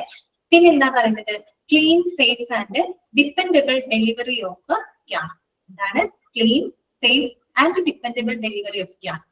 വളരെ വൃത്തിയും സുരക്ഷിതവും അതുപോലെ ഡിപ്പെൻഡബിൾ എന്ന് പറഞ്ഞാൽ ഇവിടെ ഉദ്ദേശിക്കുന്ന വളരെ വിശ്വാസയോഗ്യമായിട്ടുള്ള രീതിയിൽ നമുക്ക് എന്താണ് മെഡിക്കൽ ഗ്യാസിന്റെ വിതരണം നടത്താനായിട്ട് സാധിക്കും. ഓക്കെ, വളരെ വൃത്തിയായിട്ടും വളരെ സുരക്ഷിതമായിട്ടും വളരെ റിലയബിൾ ആയിട്ടുള്ള രീതിയിൽ നമുക്ക് മെഡിക്കൽ ഗ്യാസുകളുടെ വിതരണം ഉറപ്പാക്കാനായിട്ട് സാധിക്കും. പിന്നെന്താണ്, റെഗുലർ ഫ്ലോ ഓഫ് ഗ്യാസസ് എന്നാണ് കേട്ടോ. ഗേറ്റ്സ് എന്നാണ് ഗ്യാസസ് നമുക്ക് കേട്ടോ. Regular flow of gases whenever and wherever needed കേട്ടോ. നമുക്ക് ആവശ്യമുള്ളപ്പോഴെല്ലാം ആവശ്യമുള്ള സ്ഥലത്തേക്ക് നമുക്ക് വളരെ നല്ല രീതിയിൽ തന്നെ ഈ പറയുന്ന ഗ്യാസിന്റെ ഫ്ലോ റെഗുലേറ്റ് ചെയ്യാനായിട്ട് സാധിക്കുന്നു. സെയിം പോയിന്റ് ആണ്, ഗ്യാസ് വിതരണം ഉറപ്പാക്കാനായിട്ട് സാധിക്കുന്നു, അത്രയേ ഉള്ളൂ. പിന്നെ എന്താണ് minimum accidental risk due to mishandling of cylinders. നമ്മൾ ഈ സിലിണ്ടറുകൾ മിസ് ഹാൻഡിൽ ചെയ്യുന്നത് മൂലം, ശരിയായിട്ടുള്ള രീതിയിൽ കൈകാര്യം ചെയ്യാത്തത് മൂലം ഉണ്ടാകുന്ന ആക്സിഡന്റ് റിസ്കുകൾ നമുക്ക് കുറയ്ക്കാനായിട്ട് സാധിക്കുന്നു. ഇവിടെ നമുക്ക് മിസ് ഹാൻഡിൽ ചെയ്യണമെന്ന് പറയാൻ പറ്റുമോ? പറയാൻ പറ്റില്ല. കാര്യം എന്താ, അത്രയും നല്ല സേഫ് ആയിട്ടാണ് അവിടെ സെൻട്രലൈസ്ഡ് മെഡിക്കൽ ഗ്യാസ് സിസ്റ്റം പഠിച്ചപ്പോൾ തന്നെ നമുക്ക് മനസ്സിലായി എത്രയും സേഫ് ആയിട്ടും വളരെ സിസ്റ്റമാറ്റിക് ആയിട്ടുള്ള രീതിയിലാണ് അവിടെ എന്തിനെ കൈകാര്യം ചെയ്യുന്നത്, സിലിണ്ടറുകളും മറ്റും കൈകാര്യം ചെയ്യുന്നത്, സിലിണ്ടർ മെഡിക്കൽ ഗ്യാസ് ഒക്കെ കൈകാര്യം ചെയ്യുന്നത്. അതുകൊണ്ട് തന്നെ സിലിണ്ടറുകൾ മിസ്ഹാൻഡിൽ ചെയ്യുന്നത് മൂലം ഉണ്ടാവുന്ന ആക്സിഡന്റ് റിസ്കുകൾ നമുക്ക് അവിടെ കുറയ്ക്കാനായിട്ട് സാധിക്കുന്നു. ഓക്കെ, ഇതാണ് ഒരു ഹോസ്പിറ്റൽ സ്റ്റാഫുകൾക്കുള്ള അഡ്വാൻറ്റേജസ്. ഇതൊക്കെയാണ്. ഓക്കെ ആണല്ലോ, മനസ്സിലായല്ലോ? ടാപ്പുകളില് ഗ്യാസിന്റെ ലഭ്യത വളരെ വേഗത്തിൽ ഉറപ്പാക്കാൻ സാധിക്കുന്നു. വളരെ വൃത്തിയായിട്ടും സുരക്ഷിതമായിട്ടും ഗ്യാസ് വിതരണം ഉറപ്പാക്കാൻ സാധിക്കുന്നു. സിലിണ്ടറുകൾ മിസ്ഹാൻഡിൽ ചെയ്യുന്നത് മൂലം ഉണ്ടാവുന്ന ആക്സിഡന്റ് റിസ്കും കുറയ്ക്കാനായിട്ട് സാധിക്കുന്നു. നെക്സ്റ്റ് വരുന്നതാണ് ഫോർ ഹോസ്പിറ്റൽ അഡ്മിനിസ്ട്രേറ്റേഴ്സ് കേട്ടോ. ഇനി അഡ്മിനിസ്ട്രേറ്റേഴ്സിനുള്ള എന്താ പറയാ അഡ്വാൻറ്റേജസ് എന്തൊക്കെയാണെന്ന് നോക്കാം. ഫസ്റ്റ് എന്താണ്, easy purchase of gases in large quantities at favourable terms. ഇതാണ് പറയുന്നത് easy purchase of gases in large quantities at favourable terms. Favourable terms എന്ന് വെച്ചാൽ നമുക്ക് വളരെ അനുകൂലമായിട്ടുള്ള ടേംസിൽ നമുക്ക് വലിയ അളവിൽ തന്നെ ഗ്യാസുകൾ പർച്ചേസ് ചെയ്യാനായിട്ട് സാധിക്കും. ഓക്കെ, കാര്യം ഒരു ഹോസ്പിറ്റലിലേക്കാണ് നമ്മൾ മേടിക്കുന്നത്, അപ്പൊ വളരെ ബൾക്കായിട്ടായിരിക്കും നമ്മൾ മെഡിക്കൽ ഗ്യാസുകൾ പർച്ചേസ് ചെയ്യുന്നത്. അങ്ങനെ ബൾക്കായിട്ട് പർച്ചേസ് ചെയ്യുമ്പോൾ ഒരുപാട് നമുക്ക് എക്കണോമിക് ഫ്രണ്ട്ലി ആണ്. ദാറ്റ് മീൻസ് നമുക്ക് ഒരുപാട് കോസ്റ്റ് അവിടെ റിഡ്യൂസ് ചെയ്യാനായിട്ട് സാധിക്കും കേട്ടോ. അതുകൊണ്ടാണ് അവർ പറയുന്നത് വളരെ ഫേവറബിൾ ടേംസിൽ ഹോസ്പിറ്റൽ പർപ്പസിലായതുകൊണ്ട് തന്നെ ഏറ്റവും അനുകൂലമായിട്ടുള്ള വ്യവസ്ഥയിൽ നമുക്ക് വലിയ അളവുകളിൽ ഗ്യാസ് ഈസി ആയിട്ട് തന്നെ പർച്ചേസ് ചെയ്യാനായിട്ട് സാധിക്കുന്നു. രണ്ടാമത്തത് economy on purchase of cylinder. Same point ആണ് ഉദ്ദേശിക്കുന്നത്. Economy on purchase of cylinder എന്ന് വെച്ചാൽ സിലിണ്ടർ നമുക്ക് വളരെ ലാഭകരമായിട്ട് തന്നെ എന്ത് ചെയ്യാൻ പറ്റും, പർച്ചേസ് ചെയ്യാനായിട്ട് പറ്റും. അല്ലെങ്കിൽ ബൾക്കായിട്ട് എടുക്കുന്നത്, ഒന്ന് രണ്ടായിട്ട് എടുക്കുമ്പോഴാണ് ബുദ്ധിമുട്ടുള്ളത്. ഒരു വലിയൊരു ഹോസ്പിറ്റലിന് വേണ്ടി ബൾക്കായിട്ട് നമ്മൾ പർച്ചേസ് ചെയ്യുമ്പോൾ നമുക്കത് ലാഭകരമാണ്. ശരിക്കും ഒരുപാട് എക്സ്പെൻസ് നമുക്ക് അവിടെ കുറയ്ക്കാനായിട്ട് സാധിക്കും. അതാണ് അവിടെ ഉദ്ദേശിക്കുന്നത് കേട്ടോ, economy on purchase of cylinder. മൂന്നാമത്തത് ലെസ്സർ ബ്രേക്കേജസ്. ഹോസ്പിറ്റൽ പർപ്പസിനായതുകൊണ്ട് തന്നെ ബ്രേക്കേജസ് വരാനുള്ള ചാൻസ് വളരെയധികം കുറവാണ്. എന്ന് വെച്ചാൽ അത്രയും സേഫ് ആയിട്ടുള്ള സിലിണ്ടറുകളായിരിക്കും അവിടെ പ്രൊവൈഡ് ചെയ്യുന്നുണ്ടായിരിക്കും കേട്ടോ.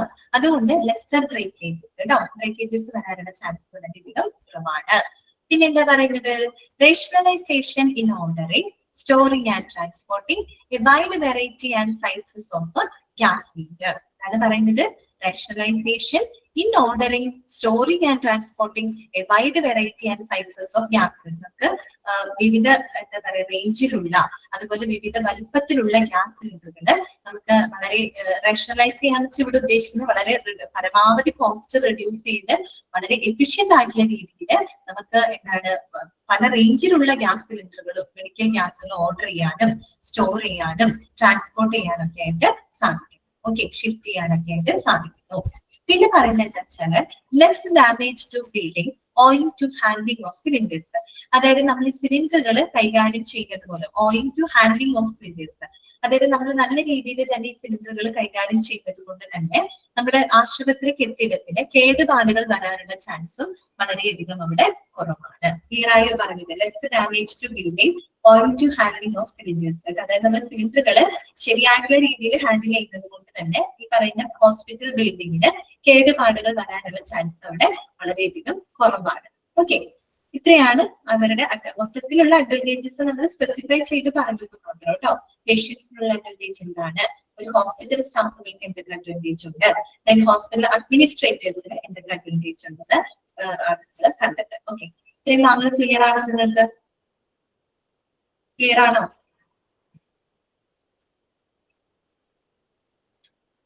Third point protection of sterile areas from contamination due to the use and movements of cylinders. നമ്മളിങ്ങനെ സിലിണ്ടറുകളൊക്കെ മൂവ് ചെയ്യുമ്പോഴുണ്ടാവുന്ന ഇപ്പൊ നമ്മൾ അണുവിമുക്തമായിട്ടുള്ള സ്ഥലങ്ങളാണ് കൂടുതൽ അല്ലെ. ഹോസ്പിറ്റലിന്റെ ഏരിയ എന്ന് പറയുമ്പോൾ ഫുൾ എന്തായിരിക്കും, സ്റ്റെറിലൈസ്ഡ് ഏരിയ ആയിരിക്കും അല്ലെ, അണുവിമുക്തമാക്കപ്പെട്ട ഏരിയകളായിരിക്കും. അതിൽ കൂടെയൊക്കെ നമ്മൾ സിലിണ്ടറുകൾ ഇങ്ങനെ അങ്ങോട്ടും ഇങ്ങോട്ടൊക്കെ മൂവ് ചെയ്യുമ്പോൾ ആ ഒരു ഏരിയ കണ്ടാമിനേറ്റഡ് ആകാനുള്ള ചാൻസ് കൂടുതലാണ് അല്ലെ, മലിനമാക്കപ്പെടാനുള്ള ചാൻസ് കൂടുതലാണ്. അപ്പൊ അങ്ങനെയുള്ള സാഹചര്യങ്ങൾ നമുക്ക് ഒഴിവാക്കാൻ പറ്റും. കാര്യം അങ്ങനെ വലിച്ചും കൊണ്ടുപോകേണ്ട ആവശ്യം വരുന്നുണ്ടോ സിലിണ്ടർ? ഇല്ല. കാര്യം മാനിഫോൾഡ് സിസ്റ്റംസ് ഒക്കെ അവിടെ കറക്റ്റ് ആയിട്ട് പ്രവർത്തിക്കുന്നത് കൊണ്ട് തന്നെ ഈ സിലിണ്ടറുകളുടെ എന്താ പറയുക യൂസ് മൂലം ഇത്തരം സ്റ്റീറൈൽ ഏരിയാസ് കണ്ടാമിനേറ്റഡ് ആവുന്നതിൽ നമുക്ക് പ്രൊട്ടക്ട് ചെയ്യാനായിട്ട് സാധിക്കും. ഓക്കെ, ഇനി നമുക്ക് നെക്സ്റ്റ് പഠിക്കാനുള്ളത് കളർ കോഡാണ് കേട്ടോ. നമ്മൾ നേരത്തെ പൈപ്പിംഗ് നെറ്റ്വർക്ക് പറഞ്ഞപ്പോ ഒരു കാര്യം പറഞ്ഞില്ലേ, ഓരോ പൈപ്പ് ലൈനിലൂടെയും ഏത് മെഡിക്കൽ ഗ്യാസ് ആണോ നമ്മൾ ഫ്ലോ ചെയ്ത് വിടുന്നത് അതിന്റെ കൃത്യമായിട്ടുള്ള കളർ അവിടെ കോഡ് ചെയ്യുമെന്ന് പറഞ്ഞില്ലേ. അപ്പൊ കുറച്ച് കളർ കോഡ് പഠിക്കാനുണ്ട്. ഇത് ഇമ്പോർട്ടന്റ് ആണ് കേട്ടോ, ചോദിക്കാറുണ്ട് കേട്ടോ. ഈ മെഡിക്കൽ ഗ്യാസിന്റെ കളർ കോഡ് ചോദിക്കാം, തിരിച്ചും ചോദിക്കാം. കളർ കോഡ് തന്നിട്ട് ഏത് മെഡിക്കൽ ഗ്യാസ് ആണെന്നും ചോദിക്കാം കേട്ടോ. ഓക്കെ, അപ്പൊ ഇത് പഠിച്ചു വെക്കണേ. Colour code of medical gases based on ISO standards കേട്ടോ. ISO സ്റ്റാൻഡേർഡ്സിനെ ബേസ് ചെയ്തിട്ടുള്ള കളർ കോഡാണ് അവിടെ കൊടുത്തേക്കുന്നത് കേട്ടോ. Okay, gases and colour code. ആദ്യത്തെ ഓക്സിജൻ അല്ലെ. ഓക്സിജന്റെ കളർ ഏതാണ്? ഒരു കാര്യം പ്രത്യേകം പറയാണ് കേട്ടോ, മെഡിക്കൽ ഗ്യാസിന്റെ കളർ അല്ല പറയുന്നത്. മെഡിക്കൽ ഗ്യാസ് നമ്മൾ വിതരണം ചെയ്യുമ്പോൾ പൊതുവായിട്ട് നമ്മൾ ISO സ്റ്റാൻഡേർഡ് പ്രകാരം ആ ഒരു ഗ്യാസിൽ ഉപയോഗിക്കുന്ന കളർ കോഡാണ് കേട്ടോ. അല്ലാണ്ട് നിങ്ങൾ തെറ്റിദ്ധരിക്കരുത്, ആ ഗ്യാസിന്റെ കളർ അതാണെന്ന് വിചാരിക്കരുത് കേട്ടോ. അതല്ല പറയുന്നത്. നമ്മൾ ഏത് മെഡിക്കൽ ഗ്യാസ് ആണോ വിതരണം ചെയ്യുന്നത് അതിനായിട്ട് നമ്മളൊരു സ്റ്റാൻഡർഡൈസ്ഡ് കളർ കോഡ് ഉപയോഗിക്കുന്നത്. ഓക്കെ, കളർ കോഡാണ് കേട്ടോ. അതാണ് പഠിക്കുന്നത്. ആ മെഡിക്കൽ ഗ്യാസിന്റെ കളർ, മെഡിക്കൽ ഗ്യാസിന്റെ ഒറിജിനൽ കളർ ഒന്നും അല്ല നമ്മൾ പഠിക്കുന്നത് കേട്ടോ. ഏത് കളറാണ് നമ്മളവിടെ കോഡ് ചെയ്യേണ്ടത്, ഉപയോഗപ്പെടുത്തേണ്ടത് കേട്ടോ. അതാണ് ഓക്സിജൻ കേട്ടോ. ഓക്സിജൻ, ഓക്സിജന്റെ കളർ കോഡ് എന്താണ്? വൈറ്റ് ആണ് കേട്ടോ. എന്താ നമ്മൾ ഉപയോഗിക്കുന്നത്? വൈറ്റ്, വെള്ള കളറാണ്. ഇങ്ങനെ ഓർത്താൽ മതി. ഓക്സിജൻ നമ്മുടെ ശ്വസന വാതകമാണല്ലോ, അതില്ലാതെ നമുക്കൊരു സമാധാനം ഉണ്ടാവില്ല. അപ്പൊ സമാധാനത്തിന്റെ കളർ ഏതാ? വെള്ള. സമാധാനത്തിന്റെ വെള്ളരി പ്രാവുകളൊന്നും കേട്ടിട്ടില്ല, അപ്പൊ വെള്ളം ഓർത്താൽ മതി കേട്ടോ. ഓക്സിജൻ വൈറ്റ് കേട്ടോ. Okay, white. അടുത്തത് നൈട്രസ് ഓക്സൈഡ്. നൈട്രസ് ഓക്സൈഡ് എന്തായിരുന്നു? ചിരിപ്പിക്കുന്ന വാതകമാണ് അല്ലെ. സോ ലൈറ്റ് ബ്ലൂ കളറാണ് കേട്ടോ. അതാണ് ലൈറ്റ് ബ്ലൂ. നല്ല കളറല്ലേ ലൈറ്റ് ബ്ലൂ കളർ? നല്ല അടിപൊളി കളറാണ്. ഓക്കെ, അപ്പൊ നൈട്രസ് ഓക്സൈഡ് നമുക്കൊരു പ്ലസന്റ് ഫീലിംഗ് തരുന്നതാണ് അല്ലെ. പിന്നെ നിങ്ങൾക്ക് അറിയാലോ ബ്ലൂ കളർ എന്ന് പറയുമ്പോ നല്ല കളറാണ്.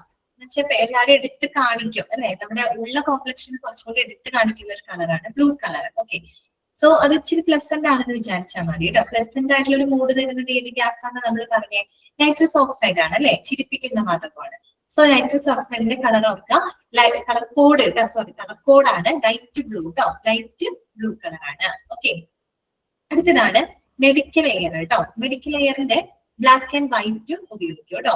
എന്തുപയോഗിക്കും? ബ്ലാക്ക് ആൻഡ് വൈറ്റ് ഉപയോഗിക്കും. അപ്പൊ നിങ്ങൾ ഇങ്ങനെ ഒന്ന് ചിന്തിച്ചാൽ മതി. നമ്മൾ മെഡിക്കൽ എയർ പഠിച്ചപ്പോ നമ്മൾ എന്താ പറഞ്ഞത്? അതൊരു കംപ്രസ്ഡ് എയർ ആണെന്നല്ലേ നമ്മൾ പറഞ്ഞത് അല്ലെ. വായുവിനെ നമ്മൾ കംപ്രസ് ചെയ്യാണ്. അപ്പൊ കംപ്രസ് ചെയ്യുന്നേക്കാളും മുമ്പുള്ള വായു എന്ന് പറയുമ്പോൾ അത്യാവശ്യം കണ്ടാമിനേറ്റഡ് ആയിരിക്കും. അപ്പൊ അതൊരു ബ്ലാക്ക് കളറാണെന്ന് വിചാരിച്ചത്. കംപ്രസ് ചെയ്ത് കഴിയുമ്പോൾ കുറെ കൂടെ പ്യൂരിഫൈഡ് ആവുമെന്ന് നമ്മൾ പറഞ്ഞില്ലേ. വൈറ്റ് കളറാണ്. രണ്ടും ഉപയോഗിക്കും കേട്ടോ, ബ്ലാക്ക് ആൻഡ് വൈറ്റ് കേട്ടോ.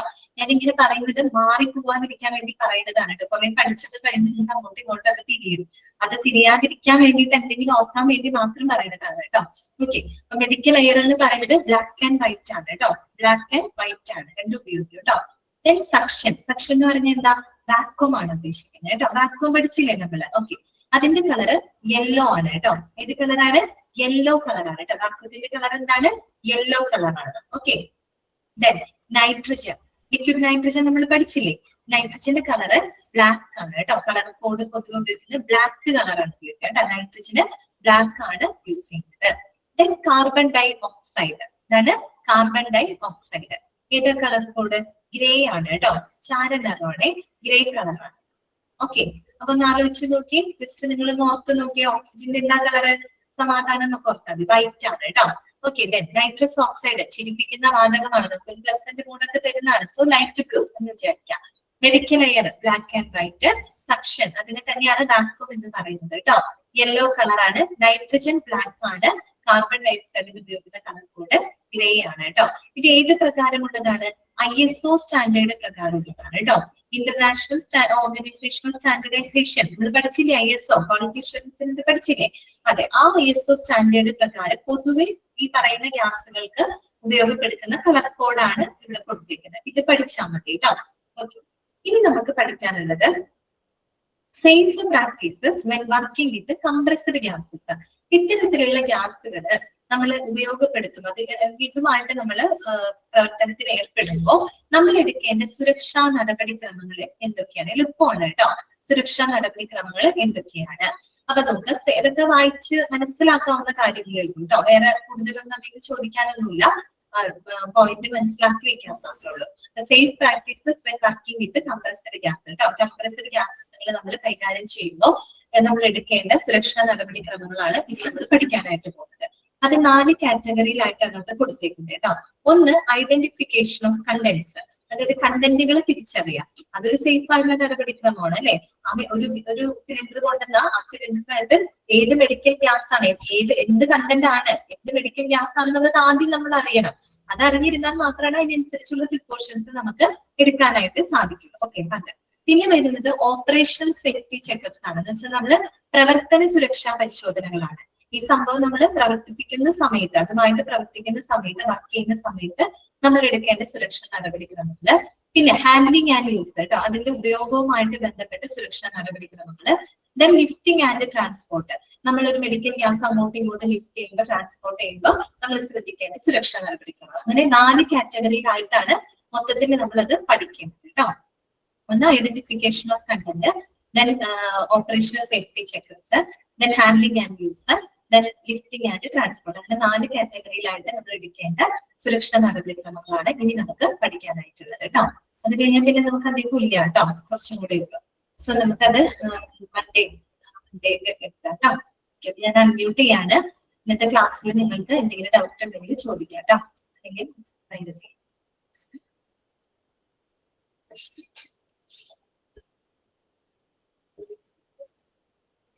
മിസ്സേ ഫോർ ഹോസ്പിറ്റൽ സ്റ്റാഫ് ഇല്ലേ? ഫോർ ഹോസ്പിറ്റൽ സ്റ്റാഫ്, അതിന്റെ 3rd പോയിന്റ് ഒന്ന് പറയോ?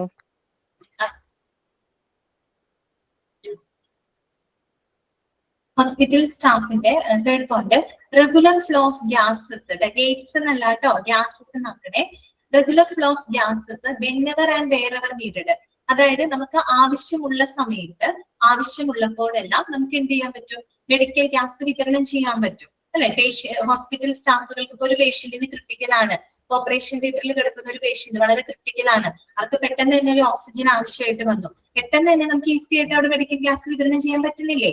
അതാണ് പറയുന്നത്, ആവശ്യമുള്ളപ്പോ ആവശ്യമുള്ള സ്ഥലത്തേക്ക് വളരെ പെട്ടെന്ന് തന്നെ നമുക്ക് മെഡിക്കൽ ഗ്യാസിന്റെ ഒരു റെഗുലർ ഫ്ലോ ഉറപ്പാക്കാനായിട്ട് സാധിക്കും. ക്ലിയർ, മനസ്സിലായോ? അല്ലെങ്കിൽ വേണ്ട, ഒരു ഡയാലിസിസ് ചെയ്യുന്ന ഒരു പേഷ്യന്റ് പെട്ടെന്ന് അയാളുടെ കണ്ടീഷൻ വേഴ്സ് ആയി, അവർക്ക് ഒരു പെട്ടെന്ന് ഒരു ഓക്സിജൻ തെറാപ്പി കൊടുക്കേണ്ട ഒരു സാഹചര്യം വന്നു, വേഗം ആ ടാപ്പ് ഓൺ ചെയ്താൽ നമുക്ക് ഓക്സിജൻ ഗ്യാസ് ഇതിലൂടെ അവൈലബിൾ ആക്കാൻ പറ്റും അല്ലെ. അത് ഹോസ്പിറ്റൽ സ്റ്റാഫുകൾക്കുള്ള ഏറ്റവും വലിയ അഡ്വാൻറ്റേജ് അല്ലേ? ഓക്കെ, ക്ലിയർ ആയില്ലേ പറഞ്ഞത്? ചോദിച്ചാൾക്ക് മനസ്സിലായോ?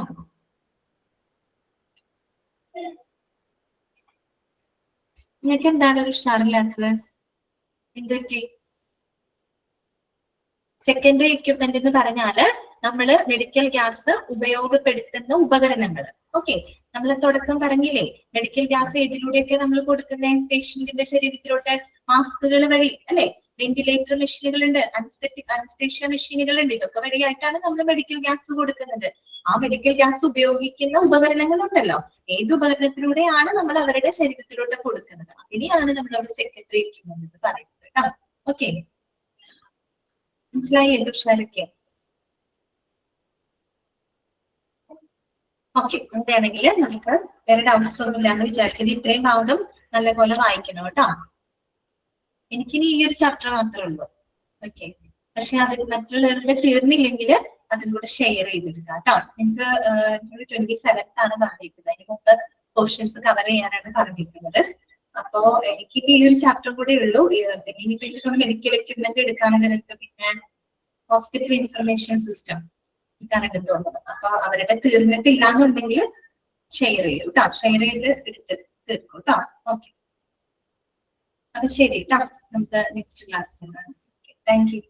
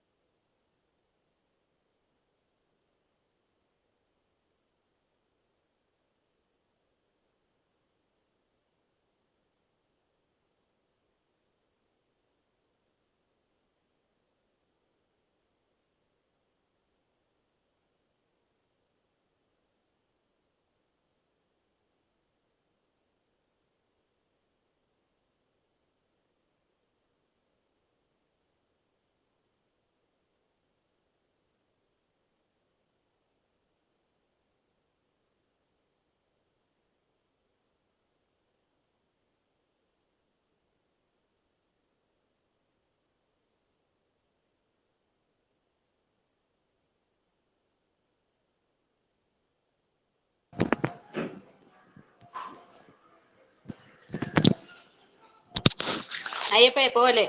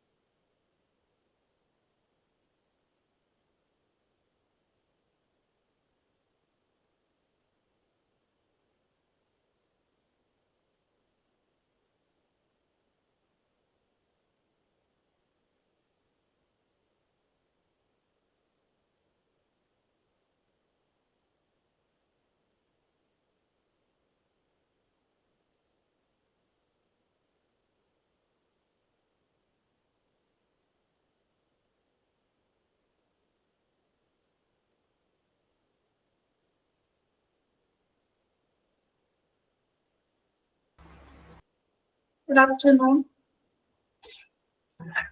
Good afternoon, ma'am. Good afternoon.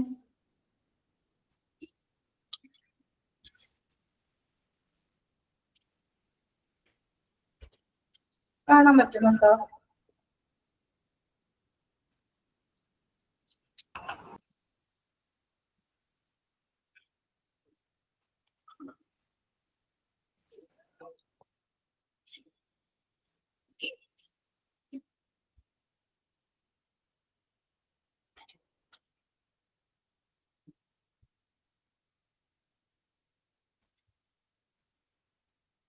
Yes, good afternoon.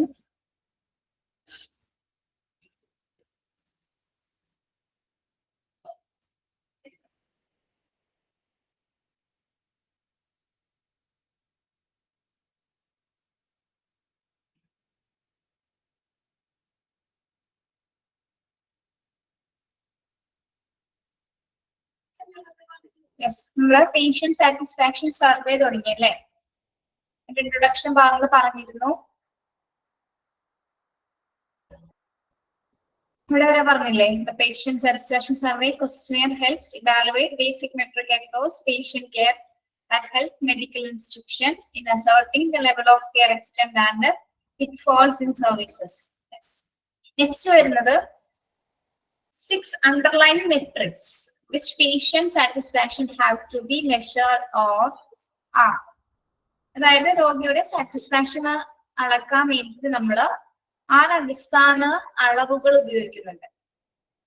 അതൊക്കെയാണെന്നാണ് നോക്കട്ടെ. അതായത് പേഷ്യൻസിന്റെ രോഗിയുടെ സാറ്റിസ്ഫാക്ഷൻ അളക്കുന്നതിന് വേണ്ടിയിട്ട് മെഷർ ചെയ്യുന്നതിന് വേണ്ടിയിട്ട് നമ്മൾ എന്താണ് ഒരു 6 അടിസ്ഥാന ബേസിക് ആയിട്ടുള്ള ഒരു മെട്രിക്സ് അതിന്റെ അളവുകൾ പറയുന്നത്.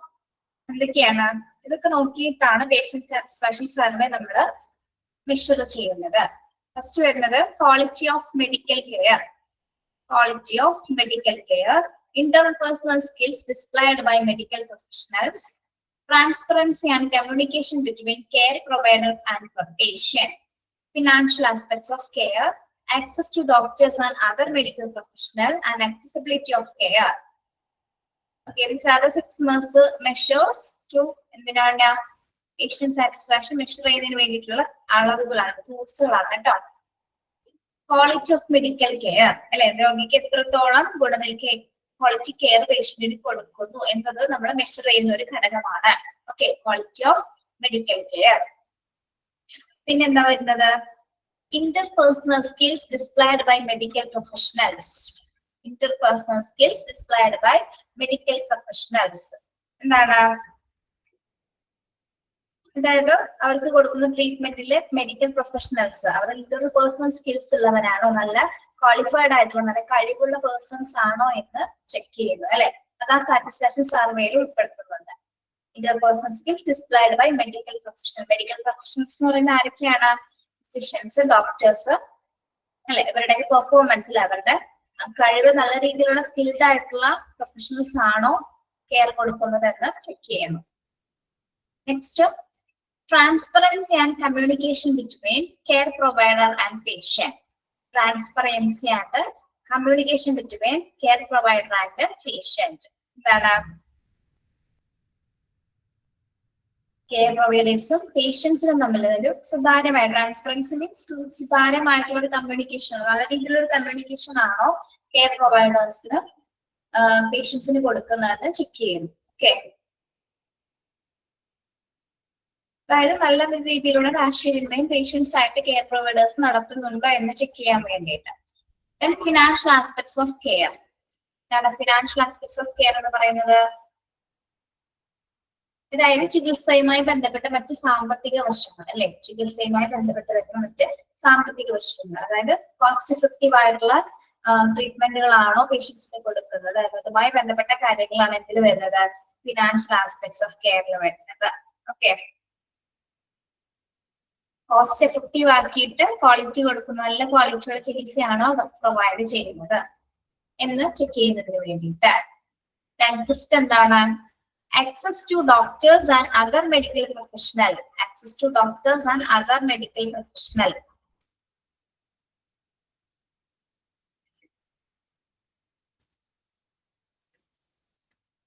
എന്താണ് access to doctors and other medical professionals എന്ന് പറയുന്നത്? എന്താണ്?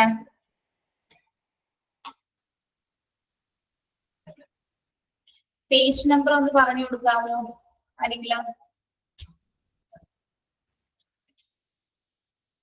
108 കേട്ടോ, 108.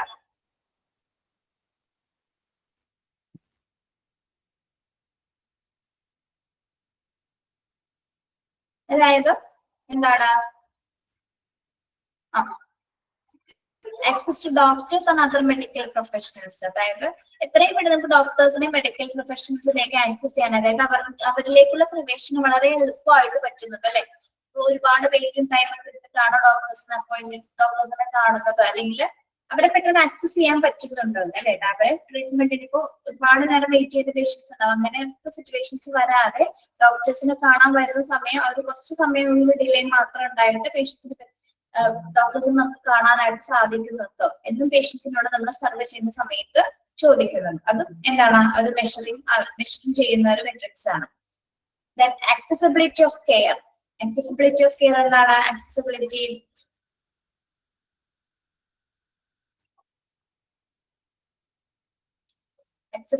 of care എന്താ പറയുന്നത്? accessibility of care ഇത്രയൊക്കെ നമ്മൾ പഠിച്ചു വന്നില്ല, അപ്പൊ ഇതൊക്കെ വളരെ സിമ്പിൾ അല്ലേ? എന്താണെന്ന് പറഞ്ഞേ. accessibility of care.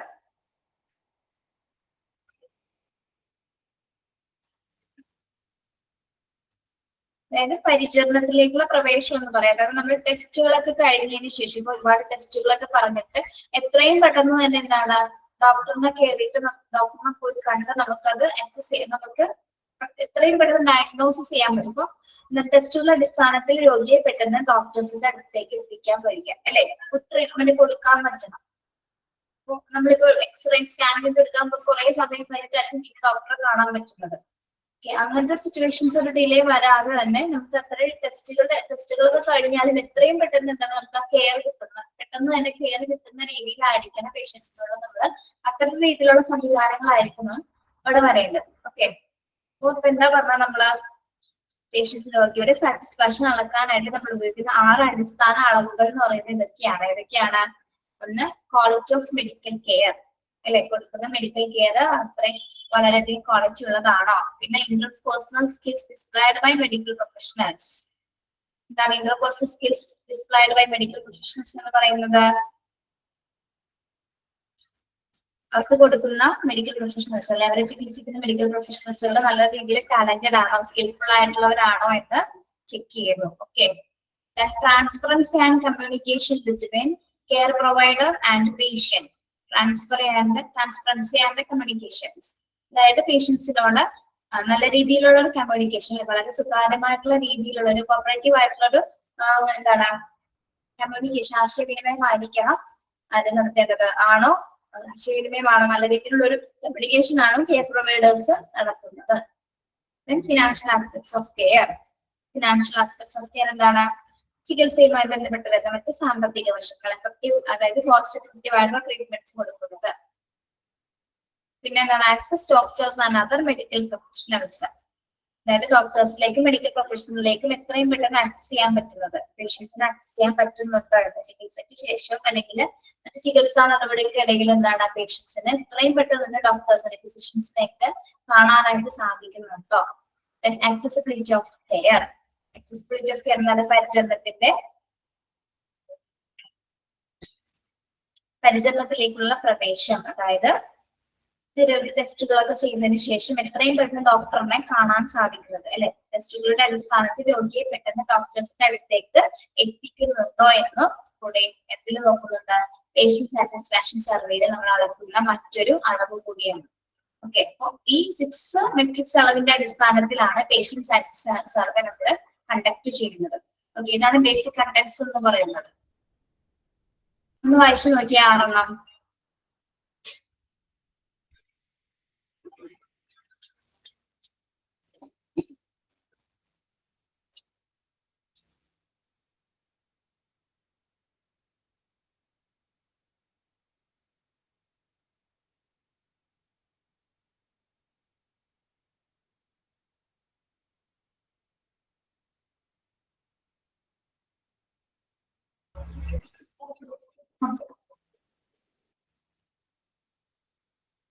മനസ്സിലായോ അത്?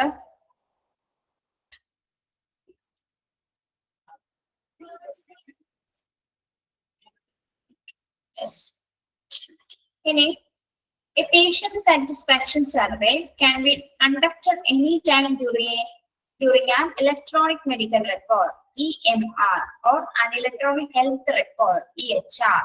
It can be completed by way of mobile, physical copies of the survey and website, POC and device computers in waiting rooms or any other medium. ഇനി പേഷ്യന്റ് സാറ്റിസ്ഫാക്ഷൻ സർവേ നമ്മൾ conduct ചെയ്യുന്നത് നമുക്ക് 2 രീതിയിൽ ചെയ്യാം. എങ്ങനെയാണ്? എപ്പോ വേണമെങ്കിലും നമുക്കിത് ചെയ്യാൻ സാധിക്കും. എന്തുപയോഗിച്ചുകൊണ്ട്? ഇലക്ട്രോണിക് മെഡിക്കൽ റെക്കോർഡ്സ് ഉപയോഗിച്ചുകൊണ്ട് അല്ലെ, electronic medical records EMR, electronic medical records underline ചെയ്യാം കേട്ടോ.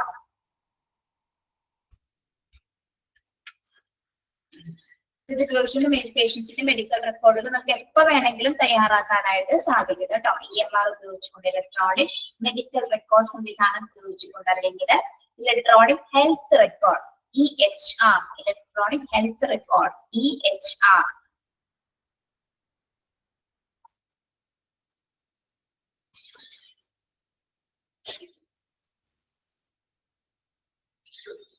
ഓക്കെ, അപ്പോൾ പേഷ്യന്റ് സാറ്റിസ്ഫാക്ഷൻ സർവേ നമ്മൾ കണ്ടക്ട് ചെയ്യുന്നത് any time during an electronic medical record അല്ലെങ്കിൽ an ഇലക്ട്രോണിക് ഹെൽത്ത് റെക്കോർഡ് ഉപയോഗിച്ചുകൊണ്ടാണ്. It can be completed by a way of mobile. നമുക്ക് mobile ഉപയോഗിച്ച് അല്ലെങ്കിൽ physical copies of the survey, physical copies ഉണ്ടാവും. പിന്നെ വെബ്സൈറ്റിലൂടെ അല്ലെങ്കിൽ POS എന്താണ്? POS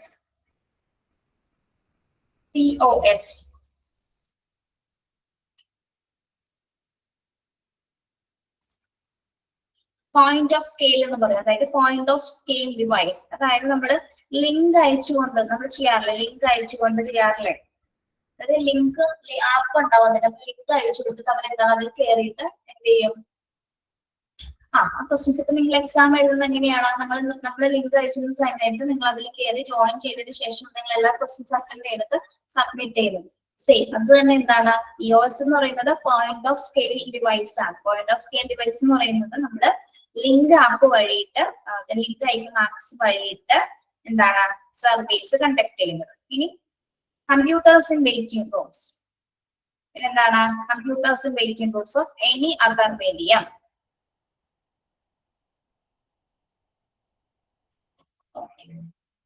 ഒരു മിനിറ്റ് ഒന്ന് വായിച്ചു നോക്കട്ടോ, വരാട്ടോ.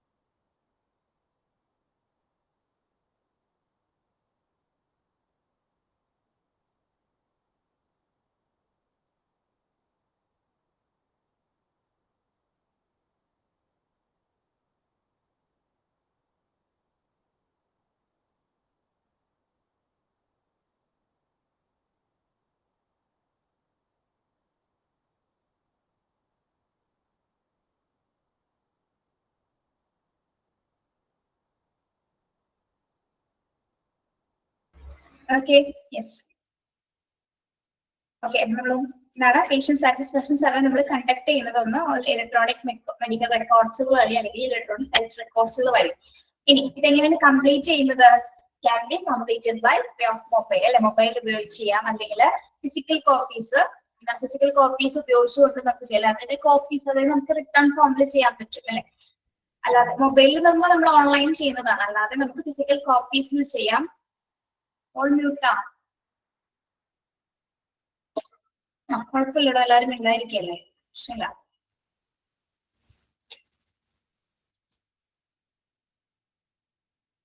യെസ്.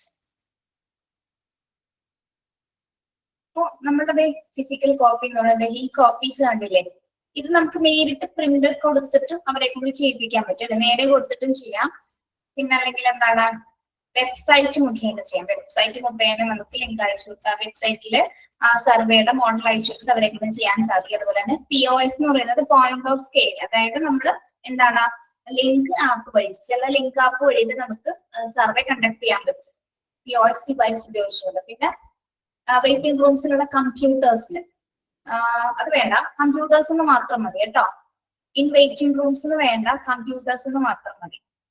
കമ്പ്യൂട്ടേഴ്സ് ഉപയോഗിച്ചുകൊണ്ട് നമുക്ക് എന്താണ് സിസ്റ്റം ഉപയോഗിച്ചുകൊണ്ടും സർവേ കണ്ടക്ട് ചെയ്യാം. Then or any other medium, മറ്റേതെങ്കിലും മീഡിയം ഉപയോഗിച്ചുകൊണ്ട് നമുക്ക് എങ്ങനെ വേണമെങ്കിലും എന്താണ് ഈ സർവേ കണ്ടക്ട് ചെയ്യാനായിട്ട് സാധിക്കും.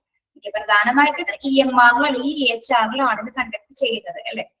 അപ്പോൾ ഇലക്ട്രോണിക് മെഡിക്കൽ റെക്കോർഡ് എന്നും ഇലക്ട്രോണിക് ഹെൽത്ത് റെക്കോർഡ് എന്നുള്ള എക്സ്പാൻഷൻ പഠിച്ചു വെക്കുക കേട്ടോ. ഇനി ഇത് കംപ്ലീറ്റ് ചെയ്യുന്നത് എങ്ങനെയാണ് ഈ സർവേ? ഒന്നില്ലെങ്കിൽ നമുക്ക് മൊബൈൽ ഉപയോഗിച്ച് physical copies of survey board അല്ലെങ്കിൽ വെബ്സൈറ്റിൽ അല്ലെങ്കിൽ POS വോയിസ് വഴി അല്ലെങ്കിൽ കമ്പ്യൂട്ടേഴ്സ് വഴി അല്ലെങ്കിൽ എനി അതർ മീഡിയംസ് ഉപയോഗിച്ചുകൊണ്ട് നമുക്ക് ഈ സർവേ കംപ്ലീറ്റ് ചെയ്യാം. ഓക്കെ, എപ്പോ വേണമെങ്കിലും എവിടെ ഇരുന്ന് എങ്ങനെ വേണമെങ്കിലും ചെയ്യാൻ സാധിക്കും. Okay, yes. അപ്പൊ നമ്മൾ പറഞ്ഞത് ആ മെട്രിക് അളവുകൾ പറഞ്ഞു, ആ 6 എണ്ണം. പിന്നെ ഇത് എങ്ങനെയാണ് കണ്ടക്ട് ചെയ്യണേന്ന് പറഞ്ഞു. ഇനി പേഷ്യന്റ് സാറ്റിസ്ഫാക്ഷൻ സർവേ തുടങ്ങുകയാണ്. കേട്ടോ. സർവേ തുടങ്ങുകയാണ്.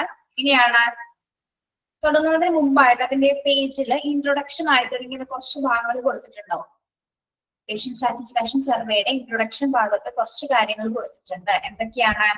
Dear patient, we are interested to know what you think about our service. Your performance by completing this brief 5-minute survey in connection with your visit. Thank you for taking time to share your experience with us. Date of your appointment and please circle your response. എന്താണ് patient സാറ്റിസ്ഫാക്ഷന്റെ സർവേയുടെ first introduction ഭാഗത്ത് കൊടുക്കുന്ന കാര്യങ്ങളാണ്. പേഷ്യൻസിനോട് പറയാണ് അല്ലെ, നമ്മളുടെ സർവീസിനെ കുറിച്ചിട്ട് അറിയണമെന്നുണ്ട്. ഞങ്ങളുടെ ഫസ്റ്റുള്ള സർവീസ് എത്രത്തോളം ഉണ്ട്, താങ്കൾ അതിന് ഞങ്ങളുടെ പെർഫോമൻസിൽ താങ്കൾ ഓക്കെ ആണോ? ഒരു ബ്രീഫ് 5 മിനിറ്റിൽ ചെയ്യാവുന്ന ഒരു ബ്രീഫ് ആയിട്ടൊരു സർവേ ആണത്. പിന്നെന്താണ്, ആ ഒരു സമയം ഞങ്ങളുടെ കൂടെ ചെലവഴിച്ചതിൽ ഞങ്ങളുടെ സേവനങ്ങളെ കുറിച്ച് എന്താണ് ചിന്തിക്കുന്നത് എന്ന് അറിയാൻ ഞങ്ങൾക്ക് താല്പര്യമുണ്ട്. അപ്പൊ താങ്കളുടെ വിലയേറെ അഭിപ്രായങ്ങൾ രേഖപ്പെടുത്താനാണ് ഇവിടെ പറയുന്നത്. ഓക്കെ, അപ്പൊ ഡേറ്റ് ഓഫ് യുവർ അപ്പോയിന്റ്മെന്റ്, ഏത് ഡേറ്റിലാണ് നിങ്ങൾ അപ്പോയിന്റ്മെന്റ് എടുത്തിരിക്കുന്നത്. അതിനുശേഷം എന്താണ്, കുറച്ച് കാര്യങ്ങൾ, അതായത് നമ്മള് PSC എക്സാം ഒക്കെ എഴുതിയിട്ടില്ല നിങ്ങൾ, അതേപോലെ ചിലപ്പോ ചിലതിൽ പബ്ലിഷ് ചെയ്യാനായിരിക്കും, ചിലതിൽ മെട്രിക്സ് അളവുകൾ കൊടുത്തിട്ടുണ്ടാവും, അല്ലെങ്കിൽ ഓരോ പോയിന്റ് കൊടുത്തിട്ടുണ്ടാവും. നിങ്ങൾ നോക്കിയാൽ പ്ലീസ് സർക്കിൾ യുവർ റെസ്പോൺസ്, അതായത് അദ്ദേഹത്തിന്റെ റെസ്പോൺസ് ഒക്കെ രേഖപ്പെടുത്താനാണ് പറയുന്നത്. ഇത്രയും കാര്യം മനസ്സിലായോ?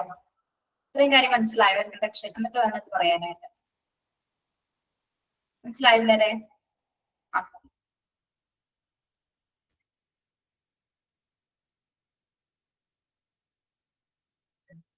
യെസ്. ഇതിന് ശേഷം താഴെ ഇങ്ങനെ കൊടുത്തിട്ടുണ്ട്. അപ്പൊ ഇവിടെ കുറച്ച് ക്വസ്റ്റ്യൻസ്, ഒരു 11 ക്വസ്റ്റ്യൻസ് ഉണ്ട്. സർവേ ചെയ്യാനായിട്ട് 11 ക്വസ്റ്റ്യൻസ് ഉണ്ട്. 11 രീതി, അതായത് ഓരോ ക്വസ്റ്റ്യൻസിന് ഓരോ റേറ്റ് പറയുന്നുണ്ട്. അപ്പൊ വെരി സാറ്റിസ്ഫൈഡ് ആണെങ്കിൽ 2 എന്ന മാർക്കാണ് മാർക്ക് ചെയ്യേണ്ടത്. വെരി സാറ്റിസ്ഫൈഡ് ആണെങ്കിൽ, വെരി ഡിസാറ്റിസ്ഫൈഡ് ആണെങ്കിൽ 2 മാർക്ക്, സാറ്റിസ്ഫൈഡ് ആണെങ്കിൽ 3. അതൊരു ഗ്രേഡ് പോയിന്റ് കൊടുത്തിരിക്കുന്നതാണ് കേട്ടോ. ഗ്രേഡ് പോയിന്റ് ആണ് ഓരോ ക്വസ്റ്റ്യൻ. അപ്പൊ സാറ്റിസ്ഫൈഡ് ആണെങ്കിൽ 3 എന്ന് കൊടുക്കും. വെരി സാറ്റിസ്ഫൈഡ് ആണെങ്കിലോ 4. എക്സ്ട്രീംലി സാറ്റിസ്ഫൈഡ് ആണെങ്കിൽ എന്താണ് 5 പോയിന്റ് കൊടുക്കും. ഓക്കെ, ആദ്യം മനസ്സിലാക്കണേ. വെരി ഡിസാറ്റിസ്ഫൈഡിന് 2 പോയിന്റ്, സാറ്റിസ്ഫൈഡിന് 3 പോയിന്റ്, വെരി സാറ്റിസ്ഫൈഡിന് 4, എക്സ്ട്രീംലി സാറ്റിസ്ഫൈഡിന് 5 പോയിന്റ്. ഓക്കെ, പോയിന്റ്സ് മനസ്സിലായോ എങ്ങനെയാണ് categorise ചെയ്തിരിക്കുന്നതെന്ന്?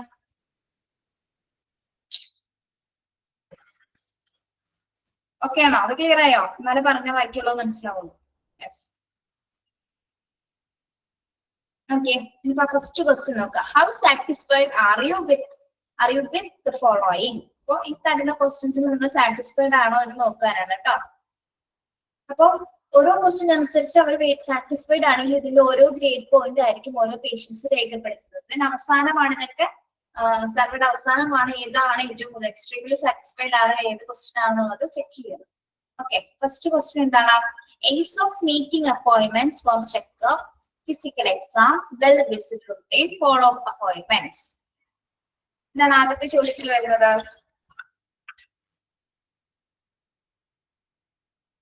Ease of making appointments for checkup, physical exams, well visits, routine follow-up appointments. Ease എന്ന് പറയുന്നത് എന്താണ്? നമുക്ക് അനായാസമായിട്ട് തന്നെ ഈ കാര്യങ്ങൾ ചെയ്യാൻ പറ്റുന്നുള്ളത്. ഫിസിക്കൽ എക്സാംസിൽ നമ്മുടെ റുട്ടീൻ ഫോളോ അപ്പ്, ഈ മറ്റ് ചെക്കപ്പുകൾ, ഫിസിക്കൽ എക്സാംസ് ഒക്കെ നമുക്ക് കൃത്യമായിട്ട് പെട്ടെന്ന് തന്നെ അനായാസം ഹോസ്പിറ്റലിൽ വരുമ്പോൾ തന്നെ ചെയ്യാൻ പറ്റുന്നുണ്ടോ? അതാണ് അവിടെ ചോദിച്ചിരിക്കുന്നത്. ഉണ്ടെന്നാണെങ്കിൽ അവർ എന്ത് മാർക്ക് ചെയ്യും? സാറ്റിസ്ഫൈഡ് ആണെങ്കിൽ അവർ 3 എന്ന് മാർക്ക് ചെയ്യും, അല്ലെങ്കിൽ വെരി സാറ്റിസ്ഫൈഡ് ആണെങ്കിൽ 4, എക്സ്ട്രീംലി ആണെങ്കിൽ 5 എന്ന്. നിങ്ങളാണെങ്കിൽ എന്ത് കൊടുക്കും?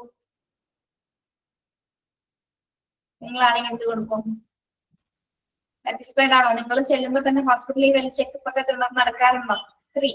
സാറ്റിസ്ഫൈഡ് ആണല്ലേ, അത്രേ ഉള്ളൂ. ഓക്കെ, 4, 3, 5 ആരും കൊടുക്കൂല അല്ലെ? 5 എടുക്കാൻ ഇത്തിരി താമസം എടുക്കും, കാരണം അത്ര പെട്ടെന്നൊന്നും ഇതൊന്നും നടക്കില്ല. അത്രക്ക് നല്ല സംവിധാനങ്ങളായിരിക്കും പിന്നെ. ഇനി the comfort of the reception area. Second question എന്താണ്? The comfort of the reception area. Receptionist ഈ ഫ്രണ്ട് ഓഫീസിൽ നല്ല രീതിയിലാണോ ബിഹേവ് ചെയ്യുന്നത്? അവിടെ കംഫർട്ടബിൾ ആയിരുന്നോ നിങ്ങൾ? 4 കൊടുക്കാം, നമുക്ക് വെരി സാറ്റിസ്ഫൈഡ് കൊടുക്കാം, ചിലതിൽ എക്സ്ട്രീംലി സാറ്റിസ്ഫൈഡ് കൊടുക്കുക അല്ലെ, നല്ല രീതിയിൽ കെയർ ചെയ്യുന്ന നല്ല രീതിയിൽ നമ്മൾ വെൽക്കം ചെയ്യുന്ന ഫ്രണ്ട് ഓഫീസുകൾ ഉണ്ടാവാറുണ്ട്. Okay, yes. പിന്നെ 3, ace in contact to your doctor. ace in contact to your doctor. അതായത് പെട്ടെന്ന് തന്നെ നിങ്ങൾക്ക് ഡോക്ടറെ കോണ്ടാക്ട് ചെയ്യാനായിട്ട് സാധിക്കാറുണ്ടോ? 2 ആണ്, വെരി ഡിസാറ്റിസ്ഫൈഡ് ആണ്. സിറ്റുവേഷൻസ് അനുസരിച്ചിരിക്കും, അല്ലെങ്കിൽ ഹോസ്പിറ്റലിലെ തിരക്കും മറ്റു കാര്യങ്ങളൊക്കെ ഡിപ്പെൻഡ് ആയിരിക്കുമല്ലോ അതില്. ഓക്കെ, എങ്കിലും നമുക്ക് ചില സമയം 3ഉം 4 ഒക്കെ കൊടുക്കാം, പെട്ടെന്ന് തന്നെ ചില സമയങ്ങളിൽ കാണാനും പറ്റാറുണ്ട്. ഓക്കെ, പിന്നെന്താണ്? The comfort of the examining room. The comfort of the examining room. എന്താണ് ഡോക്ടേഴ്സും examining room? Comfort of examining room, നിങ്ങൾ കംഫോർട്ട് ആണോ എക്സാമിനിങ് റൂമില്? 2 ഡിസാറ്റിസ്ഫൈഡ് ആണല്ലേ. 4ഉം പറയാം. ഓക്കെ, ഇങ്ങനെയുള്ള പേഷ്യൻസ് ആണ് ചെയ്യുന്നത് അല്ലെ. പിന്നെ 5th ക്വസ്റ്റ്യൻ എന്താണ്? How was the cleanness of the hospital? How was the cleanness of the hospital? ഹോസ്പിറ്റലിലെ ശുചിത്വം, ക്ലീൻനെസിനെ കുറിച്ചുള്ള നിങ്ങൾക്ക് അഭിപ്രായം? 3 ഏതാണ്? സാറ്റിസ്ഫൈഡ് ആണ്. ഓക്കെ, സർവേ ചെയ്തുകൊണ്ടിരിക്കുകയാണ് നിങ്ങളാ. ഓക്കെ, 3 ഇങ്ങനെ മാർക്ക് ചെയ്ത് പോയിക്കോളൂ, നല്ലതായിരിക്കും. യെസ്. പിന്നെ waiting time in your office. Waiting time in our office 2, 3 ഒക്കെ പറയാം അല്ലെ. ഒരുപാട് സമയം നിങ്ങൾക്ക് വെയിറ്റ് ചെയ്യേണ്ടതായിട്ട് വരാം. Then the courtesy of the staff. സ്റ്റാഫുകൾ നല്ല മര്യാദയ്ക്കാണോ പെരുമാറാറ്? courtesy of the staff 2 ആണോ? 2 ആണോ? ഡിസാറ്റിസ്ഫൈഡ് ആണ്, very dissatisfied. Satisfied. Okay, yes. Yes. What is your opinion on cost of treatment? ചില സമയത്ത് 2 ആണ് അല്ലെ, ശരിയാണ്. What is your opinion on cost of treatment?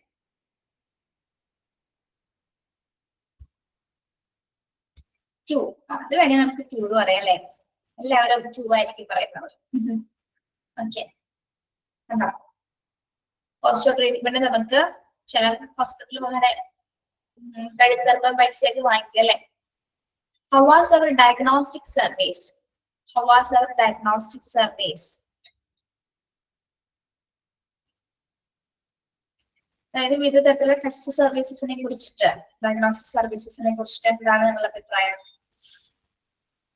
3 ആണ്, സാറ്റിസ്ഫൈഡ് ആണ് അല്ലെ. മിക്കവാറും നമ്മൾ സാറ്റിസ്ഫൈഡ് ആണ്, വെരി സാറ്റിസ്ഫൈഡ് ആണ്. ഓക്കെ, പിന്നെ the quality of the care you have received. The quality of the care you have received. ഹോസ്പിറ്റലിൽ നിന്ന് ക്വാളിറ്റി കെയർ സർവീസിൽ തൃപ്തരാണോ? നല്ല ക്വാളിറ്റി സർവീസസ് ആണോ ഹോസ്പിറ്റൽ പ്രൊവൈഡ് ചെയ്യുന്നത്? 3 ആണ് അല്ലെ, സാറ്റിസ്ഫൈഡ് ആണ്. Okay, last one. Your overall opinion on your service. Your overall opinion on your service 3, satisfied. Okay, so ഇതാണ് ഒരു സാറ്റിസ്ഫാക്ഷൻ സർവേയുടെ, പേഷ്യന്റ് സാറ്റിസ്ഫാക്ഷൻ സർവേയുടെ ഏകദേശം ഒരു രൂപരേഖ എന്ന് പറയാം നമുക്ക്. ഡിഫറൻസ് ഹോസ്പിറ്റൽ ഡിഫറെന്റ് ആയിരിക്കും അല്ലെ. പല ഹോസ്പിറ്റലിനെ ഡിപ്പെൻഡ് ചെയ്തിട്ടായിരിക്കും നമുക്ക് സർവേ നടത്തുമ്പോൾ അതിന്റെ അഭിപ്രായങ്ങൾ രേഖപ്പെടുത്താൻ പറ്റുന്നത് അല്ലെ. ഓക്കെ, അതിന്റെ ഒരു മറ്റൊരു മോഡൽ ആണിത്. ചിലപ്പോ നമുക്ക് ക്വസ്റ്റ്യൻ വരാം, ഈ സർവേയിൽ കണ്ടക്ട് ചെയ്യുന്ന സമയത്ത് ഗ്രേഡ് പോയിന്റ് എങ്ങനെ നമ്മൾ നിശ്ചയിക്കുന്നു അല്ലെ, അല്ലെങ്കിൽ ഓരോ ഗ്രേഡ് പോയിന്റ് എന്തിനെ ഡിനോട്ട് ചെയ്യുമ്പോൾ 2 ഡിനോട്ട് ചെയ്യുന്ന എന്തിനെയാണ്? സാറ്റിസ്ഫൈഡ് ആണ്. 3 എന്തിനെയാണ്? സാറ്റിസ്ഫൈഡിനെ. 4 വെരി സാറ്റിസ്ഫൈഡ് ആണ്. 5 എക്സ്ട്രീംലി സാറ്റിസ്ഫൈഡ്. അപ്പൊ അങ്ങനെ രീതിയിൽ ഒരു ക്വസ്റ്റ്യൻ നമുക്ക് വരാം കേട്ടോ. അങ്ങനെ വേണമെങ്കിൽ ചോദിക്കാം, അല്ലാതെ വേറെ അല്ലെങ്കിൽ ഏതൊക്കെ ക്വസ്റ്റ്യൻസ് ആണ് അതിൽ ഉൾപ്പെടുന്നത്, എന്തെങ്കിലും ചെറിയ ക്വസ്റ്റ്യൻസ് വേണമെങ്കിൽ എക്സാമിന് ചോദിച്ചിരിക്കാം. ഓക്കെ, മനസ്സിലായല്ലോ സർവേ എങ്ങനെയാണെന്ന്? ഓക്കെ, അപ്പൊ നമ്മൾ സർവേ കണ്ടക്ട് ചെയ്തു, അതിന്റെ ഇമ്പോർട്ടൻസ് എന്തൊക്കെയാണെന്ന് നോക്കി, എന്തൊക്കെ മെട്രിക്സ് അളവുകൾ ഉപയോഗിച്ചാണ് അത് കണ്ടക്ട് ചെയ്യുന്നത് എന്ന് പഠിച്ചു. ഇനി നെക്സ്റ്റ് വരുന്നത് patient satisfaction survey benefit for patients and hospital. ചിലപ്പോൾ കുറച്ചൊരു ട്രൈ ചെയ്യാണ്, പെട്ടെന്ന് മനസ്സിലാവണമെന്നില്ല കേട്ടോ, അതിൽ നമുക്ക് പറയാം. Patient satisfaction surveys benefit for patients and hospital. അപ്പോൾ ഈ സർവേ ചെയ്യുന്നത് കൊണ്ട് നമുക്ക് എന്തെങ്കിലും ബെനിഫിറ്റ്സ് വേണം അല്ലെ? ചെയ്യുന്നതിന് വേണ്ടിയിട്ടാണ് ഹോസ്പിറ്റൽ പെർഫോമൻസ് ഇംപ്രൂവ് ചെയ്യുന്നതിനും പേഷ്യൻസിന്റെ സാറ്റിസ്ഫാക്ഷൻ ഉറപ്പുവരുത്തുന്നതിനും വേണ്ടിയിട്ടാണ് നമ്മൾ സർവേ കണ്ടക്ട് ചെയ്യുന്നത് അല്ലെ? അത് തന്നെയാണ് അതിന്റെ മെയിൻ ബെനിഫിറ്റ് എന്ന് പറയുന്നത്. Yes. Patient satisfaction surveys are an important way to scale how the patients feel about their experience with the practice. അതായത് ഓരോ പേഷ്യൻസ് എത്രത്തോളം നല്ല കെയർ ആണ് അവർക്ക് ലഭിച്ചത്, അവരുടെ എക്സ്പീരിയൻസ് എങ്ങനെയുണ്ടായി നമുക്ക് കണ്ടെത്താൻ വേണ്ടിയിട്ടാണ് നമ്മൾ സർവേ കണ്ടക്ട് ചെയ്യുന്നത്. Yes. Then contented patients are more probably to suggest the hospital to others. അപ്പോൾ നല്ല എക്സ്പീരിയൻസ് കിട്ടുന്ന പേഷ്യൻസ് എന്ത് ചെയ്യും, അവര് മറ്റുള്ളവർക്ക് സജസ്റ്റ് ചെയ്യും, അല്ലെങ്കിൽ ഹോസ്പിറ്റലിൽ വരാനായിട്ട് മറ്റുള്ളവർക്ക് സജസ്റ്റ് ചെയ്യും. And they are also less probable to file complaints. ഇനി എന്തെങ്കിലും മോശം എക്സ്പീരിയൻസ് ഉള്ളവരാണെങ്കിൽ എന്താണ് എന്ത് ചെയ്യും, സാറ്റിസ്ഫൈഡ് ആവാത്തത് കൊണ്ട് അവര് കംപ്ലൈന്റ് ചെയ്യാനുള്ള സാധ്യതയുണ്ട്. Then earning and maintaining high patient satisfaction score benefits medical organization and patient in a lot of cases. എന്താണ് ഈ സർവേ കണ്ടക്ട് ചെയ്യുന്നത് കൊണ്ട് നമുക്ക് പല രീതിയിലുള്ള ഒരു ഓർഗനൈസേഷന് പല രീതിയിലുള്ള ബെനിഫിറ്റ്സുകൾ ഉണ്ട് അല്ലെ? ഒന്ന് മെയിൻ ആയിട്ട് എന്താണ്, ഹോസ്പിറ്റലിലെ പെർഫോമൻസ് ഇംപ്രൂവ് ചെയ്യാനും സ്റ്റാഫുകളുടെ പെർഫോമൻസ് ഇംപ്രൂവ് ചെയ്യാനും സാധിക്കുന്നു. അതോടൊപ്പം തന്നെ എന്താണ്, നല്ല മെഡിക്കൽ കെയർ പ്രൊവൈഡ് ചെയ്യാനും. എന്തെങ്കിലും ഇപ്പൊ സർവേ കണ്ടക്ട് ചെയ്യുമ്പോൾ അവർക്ക് മനസ്സിലാവും അല്ലെ, എവിടെയാണ് പോരായ്മകൾ ഉള്ളതെന്ന് മനസ്സിലാവും അല്ലെ? ഡിസാറ്റിസ്ഫൈഡ്, വെരി ഡിസാറ്റിസ്ഫൈഡ് ആയിട്ടുള്ള ക്വസ്റ്റ്യൻസ് നോക്കിക്കഴിഞ്ഞാൽ അവർ ഏത് വീക്ക് പോയിന്റിലാണ് ഇത്രയും മോശം അനുഭവങ്ങൾ പേഷ്യൻസിന് ഉണ്ടായത് കണ്ടെത്താൻ പറ്റും. അപ്പൊ ആ പോയിന്റ്സുകളൊക്കെ ഹോസ്പിറ്റലിൽ എന്ത് ചെയ്യാൻ പറ്റും, ഇംപ്രൂവ് ചെയ്യാനായിട്ട് സാധിക്കും. അതോടൊപ്പം തന്നെ ഹോസ്പിറ്റലിന്റെ മൊത്തത്തിലുള്ള പെർഫോമൻസ് നമുക്ക് നല്ല രീതിയിൽ കൊണ്ടുവരാനായിട്ട് ഈ സർവേ കണ്ടക്ട് ചെയ്യുന്നതിലൂടെ മെയിൻ ബെനിഫിറ്റ് എന്ന് പറയുന്നത് അത് തന്നെയാണ് അല്ലെ? പല വേസിൽ നമുക്ക് ഇതിനെ പല രീതിയിൽ നമുക്ക് എന്താണ് പല ഗുണങ്ങളിൽ പല ബെനിഫിറ്റ്സ് ഉണ്ടെന്ന് നമുക്ക് ഈ സർവേയിലൂടെ മനസ്സിലാക്കാം. അപ്പൊ എന്തൊക്കെ ബെനിഫിറ്റ്സ് ആണ് ഇവിടെ പറയുന്നത്?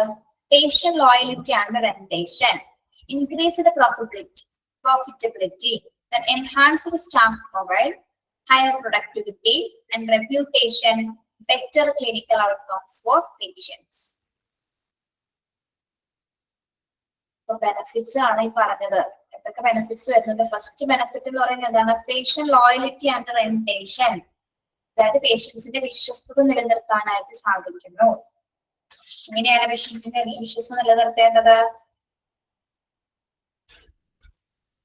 Patients have more choices in connection with their healthcare than even before. Satisfied patients are more probable to be faithful patients.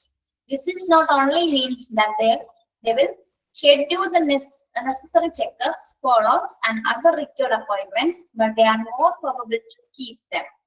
Satisfied patients are also brand ambassador for hospitals. They tell their friends and family about good experience and bad ones with their friends and family. So patients in the loyalty, അതായത് പേഷ്യൻസിന്റെ വിശ്വസ്തത നിലനിർത്തുക തന്നെയാണ് അതിന്റെ main benefit എന്ന് പറയുന്നത്. Okay, അതായത് ഫെയ്ത്ത്ഫുള്ളസ് patients എന്ന് പറഞ്ഞാൽ എന്താണ്? വിശ്വസിക്കാൻ പറ്റുന്ന തരത്തിലുള്ള പേഷ്യൻസ്. അതായത് നമ്മള്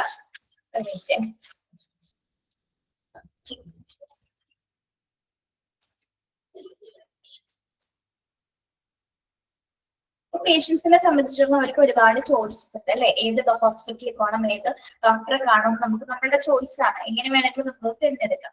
അതുപോലെ തന്നെ എന്താണ്, അതേപോലെ തന്നെ പേഷ്യൻസിന് ആ ഹോസ്പിറ്റലിനോട് വിശ്വസ്തത ഉണ്ടായിരിക്കും, ലോയലിറ്റി ഉണ്ടായിരിക്കും. ആ ഹോസ്പിറ്റലിനെ വിശ്വസിച്ചുകൊണ്ടാണ് അവർ അവിടെ ചികിത്സയ്ക്ക് ചെല്ലുന്നത്.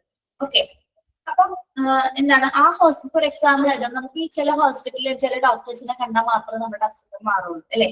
ആ ഹോസ്പിറ്റലിൽ ആ ഡോക്ടർ തന്നെ നമ്മൾ നോക്കും, ജസ്റ്റ് അവിടെ പോയാൽ മതി ആ ഒരു രോഗം മാറാനായിട്ട്. ഓക്കെ, അപ്പം അതെന്താണ്, നമ്മൾക്കൊരു ആ പേഷ്യൻസിന് ഒരു വിശ്വസ്തതയുണ്ട്. ആ വിശ്വാസം അനുസരിച്ചിട്ട് ഹോസ്പിറ്റൽ ട്രസ്റ്റ് ചെയ്യുന്നത് കൊണ്ടാണ് പേഷ്യൻസ് പിന്നെയും അവിടേക്ക് പോകുന്നത്. ഓക്കെ, റെഗുലർ ആയിട്ട് ചെക്കപ്സും ഫോളോഅപ്സ് ഒക്കെ ചെയ്യാൻ വേണ്ടിയിട്ട് അവിടെ റെഗുലർ ആയിട്ട് പോകുന്നത് എന്തുകൊണ്ടാണ്? അവർക്ക് ആ ഹോസ്പിറ്റലിൽ വിശ്വാസമായത് കൊണ്ടാണ്. അപ്പൊ അങ്ങനെ വിശ്വാസമുള്ള പേഷ്യൻസിന് എന്താണ് നമ്മൾ തിരഞ്ഞെടുക്കണം അല്ലെ? ഓക്കെ, യെസ്, അതാണ് പേഷ്യൻസ് ലോയലിറ്റി ആൻഡ് റെന്റേഷൻ. അപ്പൊ ഈ സർവേ നടത്തുന്നത് കൊണ്ടുള്ള ബെനിഫിറ്റ് എന്ന് പറയുമ്പോൾ നമുക്ക് എന്താണ് പേഷ്യൻസിന്റെ ലോയലിറ്റി മനസ്സിലാക്കാനായിട്ട് സാധിക്കും. ഓക്കെ, പേഷ്യൻസ് ഇതിൽ ഓക്കെ ആണ്. പല ക്വസ്റ്റ്യൻസിൽ നമുക്ക് അറിയാൻ പറ്റും പേഷ്യൻസ്, ചില പേഷ്യൻസ് എല്ലാം കൊണ്ട് ഓക്കെ ആയ പേഷ്യൻസ് ഉണ്ടാവും. അതായത് ഹോസ്പിറ്റലിൽ ഇഷ്ടപ്പെടുന്നവരും ഡോക്ടേഴ്സിന് ഇഷ്ടപ്പെടുന്നവരും ഉണ്ടാവും. ഓക്കെ, ദെൻ സാറ്റിസ്ഫൈഡ് ആയി കഴിയുമ്പോൾ എന്താണ്, സാറ്റിസ്ഫൈഡ് പേഷ്യന്റ് ആണ് ഒരു ഹോസ്പിറ്റലിനെ സംബന്ധിച്ചിടത്തോളം ഒരു ഗ്രാൻഡ് അംബാസിഡർ ആണ് അല്ലെ. Satisfied patients are also grand ambassador for hospitals. Underline ചെയ്യാട്ടോ, അണ്ടർലൈൻ ചെയ്തേ. Satisfied patients are also grand ambassadors for the hospital.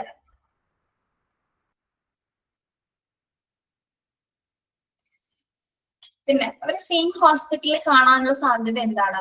അതായത് അവരുടെ എല്ലാ കാര്യങ്ങളും ആ പേഷ്യൻസ് ആ ഡോക്ടർ തന്നെയാണ് നോക്കുന്നത്. അവരുടെ എല്ലാ ഡീറ്റെയിൽസും ആ ഹോസ്പിറ്റലിൽ തന്നെ ഉണ്ടായിരുന്നു. പിന്നെ അവർക്ക് ഫോളോ അപ്പ് മാത്രം ചെയ്താൽ മതി. അവരുടെ ആവശ്യങ്ങളെല്ലാം തന്നെ നിറവേറ്റുന്നത് കൊണ്ടാണ് അവർ ആ ഹോസ്പിറ്റലിനെ ട്രസ്റ്റ് ചെയ്യുന്നത്. ഓക്കെ, അപ്പൊ അതുകൊണ്ട് തന്നെ എന്താണ്, അതുകൊണ്ട് തന്നെയാണ് അവർ ആ സെയിം ഹോസ്പിറ്റലിൽ വിസിറ്റ് ചെയ്യുന്നതും.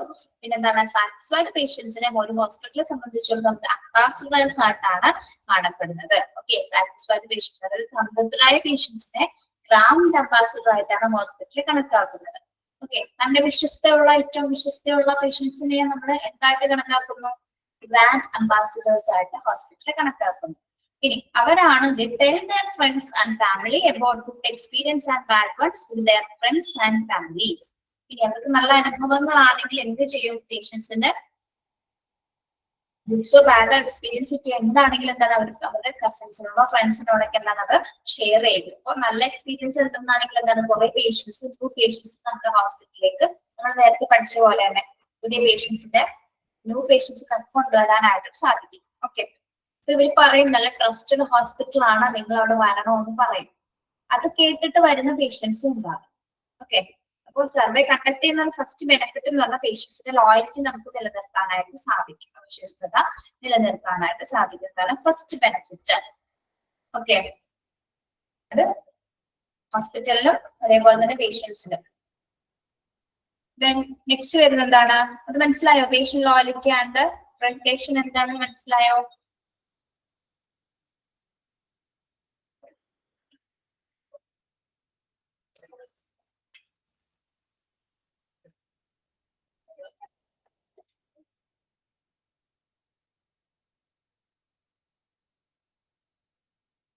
അടുത്തത് എന്താണ്? അടുത്ത benefit increased profitability. Increased profitability എന്താണ് ബെനിഫിറ്റ്? നെക്സ്റ്റ് ബെനിഫിറ്റ് എന്ന് പറയുന്നത് എന്ത് ഇൻക്രീസ് ചെയ്യുന്നു? Profitability. Contented patients eventually led to increased profits for hospitals in many ways. First, contented patients show up for their appointments, which means that hospitals do not lose money on dead hours during the day. Second, they also provide brand reviews and patient satisfaction survey results that leads to new patient acquisition and improved insurance reimbursement. Increased profitability എന്ന് പറഞ്ഞ എന്താ?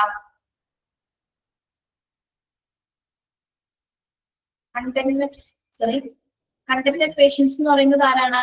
സംതൃപ്തരായിട്ടുള്ള patients അല്ലെ. Contented patients എന്ന് പറയുന്നത് എങ്ങനെയുള്ള patients ആണ്? Satisfied പേഷ്യൻസിനെയാണ് നമ്മൾ പറയുന്നത്. അപ്പൊ അങ്ങനെയുള്ള പേഷ്യൻസ് ഉള്ള ഹോസ്പിറ്റൽ എന്താണ് നമുക്ക് പ്രോഫിറ്റ് ഇൻക്രീസ് ചെയ്യാനായിട്ട് സാധിക്കുന്നത് അല്ലെ, നല്ല രീതിയിൽ ലാഭം ഉണ്ടാക്കാനായിട്ട് സാധിക്കുന്നത്. First, contented patients show for the appointments, which means that hospital does not lose money on dead hours during the day.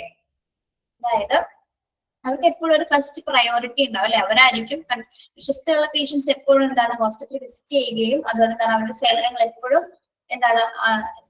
എപ്പോഴും ഇഷ്ടപ്പെടുന്നവരാണ് അല്ലെ. അവർക്ക് ട്രസ്റ്റഡ് ആയിട്ട് വിശ്വസിക്കുന്നത് കൊണ്ട് തന്നെ പേഷ്യൻസ് എപ്പോഴും അവിടെ വന്നുകൊണ്ടിരിക്കുന്നു. ഇനി അപ്പൊ പേഷ്യൻസ് എപ്പോഴും ഇങ്ങനെ അപ്പോയിന്റ്മെന്റ് എടുക്കുമ്പോൾ എന്ത് സംഭവിക്കുന്നു? അവിടെ പ്രോഫിറ്റ് ഉണ്ടാകണേ. എപ്പോഴും അപ്പോയിന്റ്മെന്റ്സ് എടുക്കുമ്പോൾ ഒരു ഫീസ് ഉണ്ടാവും അല്ലെ. അപ്പോയിന്റ്മെന്റ് എപ്പോൾ എടുക്കാൻ വരുന്നപ്പോൾ എന്തുണ്ടാവും? നമുക്കിപ്പോ ഡോക്ടറിനെ ബുക്ക് ചെയ്യാൻ ചെയ്യുന്ന സമയത്ത് ഒരു ഫീസ് പറയുന്നുണ്ടാവും. അങ്ങനെ ഒരുപാട് പേഷ്യൻസ് കണ്ടിന്യൂസ് ആയിട്ടുള്ള പേഷ്യൻസ് വന്നു കഴിയുമ്പോൾ എന്താണ് നല്ല രീതിയിൽ പ്രോഫിറ്റ് ഉണ്ടാക്കാനായിട്ട് ഹോസ്പിറ്റലിന് സാധിക്കുന്നു. പിന്നെ സെക്കൻഡ് പറയുന്നത് എന്താണ്?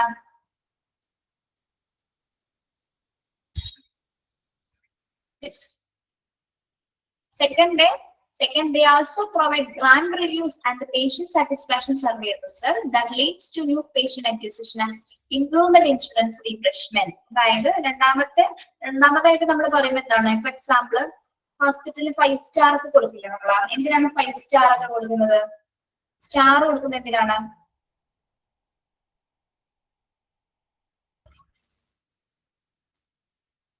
അതായത് ഈ അവലോകനങ്ങളൊക്കെ നടത്തുമ്പോഴാണ്, അല്ലെങ്കിൽ സർവേ നടത്തുമ്പോഴാണ് ഹോസ്പിറ്റൽ എത്രത്തോളം എന്താ പറയാ സ്റ്റാർ കൊടുക്കുന്നത്. നമ്മൾ പദ്ധതി കൊടുക്കില്ല, കോംപ്ലിമെന്റ് പോലെ. 5 സ്റ്റാർ ഹോസ്പിറ്റൽ എന്ന് പറയുമ്പോൾ എന്താണ്?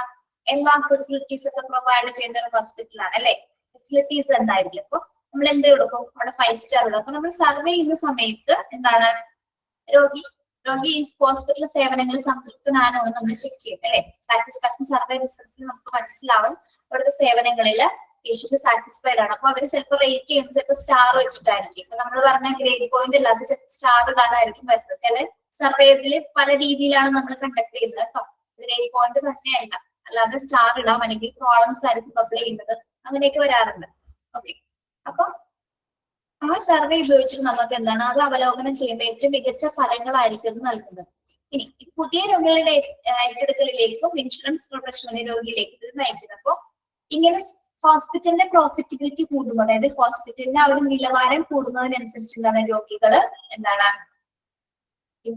പേഷ്യൻസ് അക്വിസിഷൻ വരെ, അതോടൊപ്പം തന്നെ ഇംപ്രൂവ്ഡ് ഇൻഷുറൻസ് റീഫ്രഷ്മെന്റ് വരെ അല്ലെ. പേഷ്യൻസിന് പുതിയ രോഗികളുടെ ഏറ്റെടുക്കലുകൾ, പുതിയ രോഗികൾ കടന്നു വരികയും ചെയ്യും. അതോടൊപ്പം തന്നെ എന്താണ് ഇൻഷുറൻസിന് ഒരു പുരോഗമനം ഉണ്ടാവുകയും ചെയ്യും അല്ലെ. ഇൻഷുറൻസിന്, ഹോസ്പിറ്റൽ ഇൻഷുറൻസിന് ഒരു പുരോഗമനം ഉണ്ടാവുകയും ചെയ്യുമ്പോൾ എന്താണ് ഇൻക്രീസ്ഡ് പ്രോഫിറ്റബിലിറ്റി എന്ന് പറയുന്നത്? സാറ്റിസ്ഫൈഡ് ആയിട്ടുള്ള പേഷ്യൻസ് സ്ഥിരമായിട്ട് അപ്പോയിന്റ്മെന്റ്സ് എടുക്കുന്നത് വഴി ഹോസ്പിറ്റലിന്റെ ലാഭം ഉണ്ടാകുന്നു അല്ലെ. യെസ്, അപ്പൊ എന്ന് വെച്ചാൽ ഹോസ്പിറ്റലിൽ ഒരിക്കലും അവിടെ നഷ്ടം സംഭവിക്കുന്നില്ല, ഒരിക്കലും എന്താണ് മണി ലോസ് അവിടെ ഉണ്ടാകുന്നില്ല.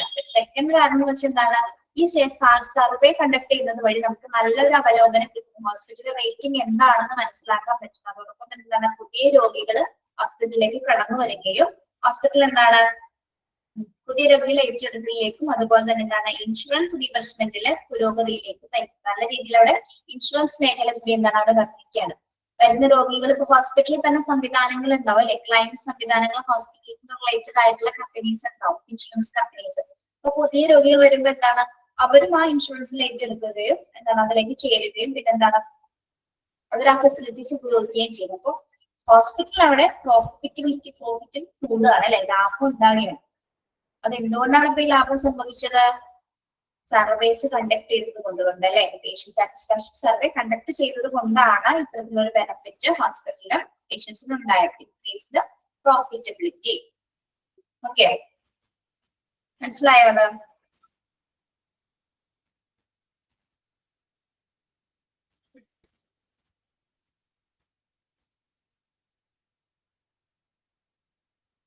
യെസ്, ക്ലിയർ ആണോ? ഒന്ന് വരച്ചു നോക്കിയേ.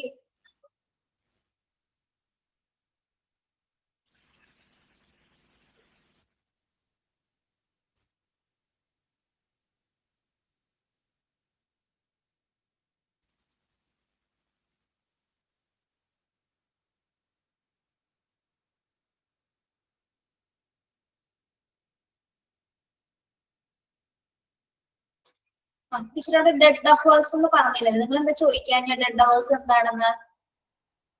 Loss money on dead hours during the day. ഇതാണ് ഡെഡ് അവേഴ്സ് എന്ന് പറയുന്നത്.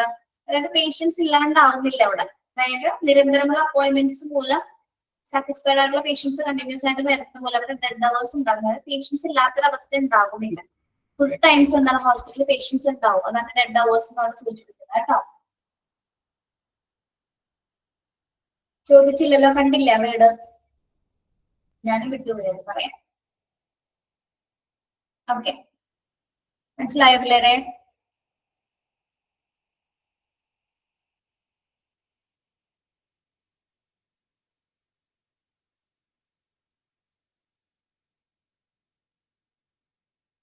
നിങ്ങൾ റിപ്ലൈ തരൂ, അതായിരിക്കില്ലേ?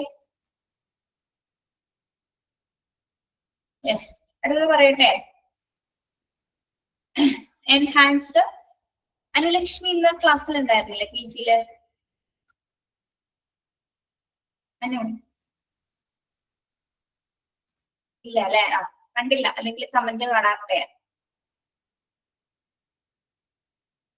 എവിടെ പോയടോ രാവിലെ?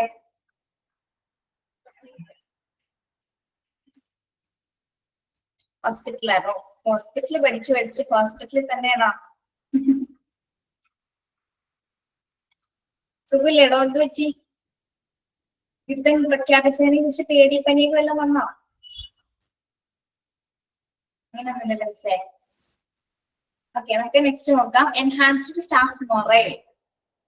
പേഷ്യന്റ് സാറ്റിസ്ഫാക്ഷൻ സർവേ നടത്തുന്നുള്ളത് മൂന്നാമത്തെ ബെനിഫിറ്റ് ആണ് എന്ത്? Enhanced staff morale. ആ ഓക്കേടോ, ശരി ശരി. വെറുതെ പറഞ്ഞേട്ടാ, എന്തെങ്കിലും പറയണ്ടോ? നിങ്ങൾക്ക് ബോറടിക്കില്ല ഇതിങ്ങനെ കണ്ടിന്യൂസ് ആയിട്ട് ഇങ്ങനെ പറഞ്ഞിട്ടിരുന്ന? Okay. Enhanced staff morale. Generating a patient-focused culture does not have to come at the cost of employee satisfaction. In fact, taking steps to involve and motivate your staff is a crucial part of delivering outstanding patient care. അപ്പോൾ enhance staff morale എന്ന് പറഞ്ഞാൽ എന്താണ്? നമ്മൾ ഈ survey നടത്തുമ്പോൾ പ്രധാനമായിട്ടൊരു question നമ്മളിവിടെ ചോദിക്കുന്നുണ്ട്. എന്ത് ക്വസ്റ്റ്യൻ ആണ്? സ്റ്റാഫ്സിന്റെ സർവീസിനെ കുറിച്ച് നമ്മൾ ചോദിക്കുന്നുണ്ട് അല്ലെ? അത് എവിടെയാ? Yes, the quality of the staff ചോദിക്കുന്നുണ്ട്, അല്ലെങ്കിൽ ഓവറോൾ ആയിട്ടുള്ള ക്വാളിറ്റി നമ്മൾ ചോദിക്കുന്നുണ്ട് അല്ലെ ആ ഒരു ക്വസ്റ്റ്യൻസിൽ. അപ്പൊ ഈ ഒരു ചോദ്യം ഉള്ളത് കൊണ്ട് തന്നെ എന്താണ്, എന്തെങ്കിലും പോരായ്മകൾ ഉണ്ടെങ്കിൽ പേഷ്യൻസിന്റെ സ്റ്റാഫിന്റെ കെയർ നമുക്ക് സ്റ്റാഫിന് കൊടുക്കുന്ന സ്റ്റാഫ് കെയറിന്റെ പെർഫോമൻസ് നമുക്ക് ഇംപ്രൂവ് ചെയ്യാനായിട്ട് സാധിക്കും. വളരെ ചുരുക്കി പറയാനായിട്ടോ. ഓക്കെ, ഇപ്പൊ അതിന് പുതിയ സ്റ്റെപ്സുകൾ എടുക്കാനായിട്ട് നമുക്ക് സാധിക്കും. ജീവനക്കാരുടെ മനോവീര്യം വർദ്ധിപ്പിക്കാതെ, മൊറൈൽ എന്ന് ഉദ്ദേശിക്കുന്നത് എന്താണ്? അവരുടെ കോൺഫിഡൻസ്, അവർക്ക് നല്ല രീതിയിൽ പരിശീലനങ്ങൾ കൊടുത്ത് പേഷ്യൻസിനെ നല്ല രീതിയിൽ കെയർ ചെയ്യാനായിട്ട് അവരെ സന്നദ്ധരാക്കുക. അത് തന്നെയാണ് വേണ്ടത് അല്ലെ? എന്തെങ്കിലും പോരായ്മകൾ ഉണ്ടെങ്കിൽ അതൊക്കെ നികത്തി അവർക്ക് ഔട്ട്സ്റ്റാൻഡിങ് പേഷ്യന്റ് കൊടുക്കാനായിട്ടുള്ള പ്രാക്ടീസസ് ആർക്ക് കൊടുക്കുക? സ്റ്റാഫുകൾക്ക് കൊടുക്കുക അല്ലെ? അവർക്ക് വേണ്ട മോട്ടിവേഷൻസും കൂടി കൊടുക്കുക. Health care settings are often high stress environments.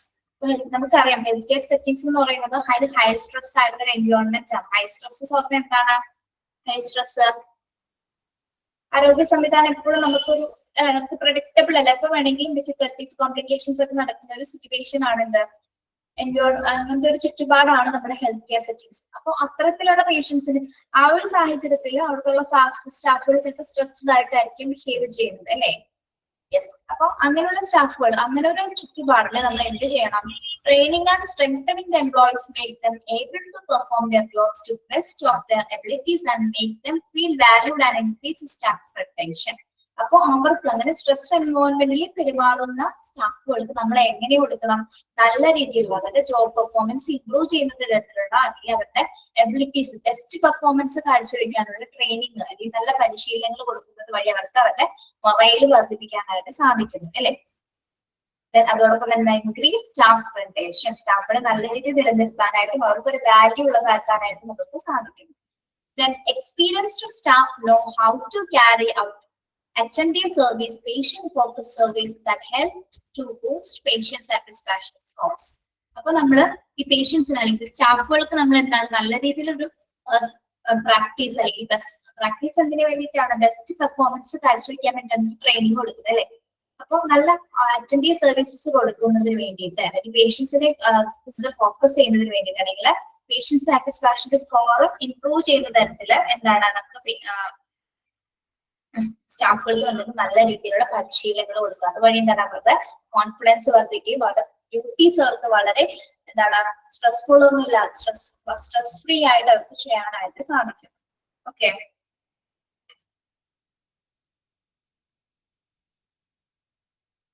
നമ്മള് നിപ്പയും കൊറോണയൊക്കെ വന്ന സിറ്റുവേഷൻസിലൊക്കെ ഒരുപാട് സ്റ്റാഫുകൾ അതേ രീതിയിലായിരിക്കും ബിഹേവ് ചെയ്തിട്ടുണ്ടായിരിക്കും അല്ലെ? സ്ട്രെസ്ഫുൾ സിറ്റുവേഷൻ ഹാൻഡിൽ ചെയ്തവരാണ്. അതാണ് സ്ട്രെസ്ഫുൾ എൻവയോൺമെന്റ് എന്നൊക്കെ പറയുന്നത് ഹെൽത്ത് കെയർ സിറ്റുവേഷൻസിൽ. കൊറോണയും നിപ്പയൊക്കെ വളരെ സ്ട്രെസ്ഫുൾ ആയിട്ടുള്ള ഒരു സിറ്റുവേഷൻ ആയിരുന്നു അല്ലെ? ഓക്കെ, അപ്പൊ അവിടെ വർക്ക് ചെയ്യുന്ന സ്റ്റാഫുകളുടെ അത് വളരെ ഡിഫിക്കൽട്ട് ആയിട്ടുള്ള ഡ്യൂട്ടിയാണ് അവർ ശരിക്കും കൈകാര്യം ചെയ്യുന്നത്. യെസ്, അപ്പോ നമ്മൾ ഈ സർവേ കണ്ടക്ട് ചെയ്യുന്നത് കൂടെ എന്താണ്? ഹോസ്പിറ്റലിലെ സ്റ്റാഫുകളുടെ മൊറൈൽ വർദ്ധിപ്പിക്കാനായിട്ട് അല്ലെ? സ്റ്റാഫുകളുടെ മനോവീര്യം വർദ്ധിപ്പിക്കാനായിട്ട് ഈ സ്റ്റാഫ് സർവേ കണ്ടക്ട് ചെയ്യുന്നതിലൂടെ നമുക്ക് സാധിക്കുന്നു. Okay,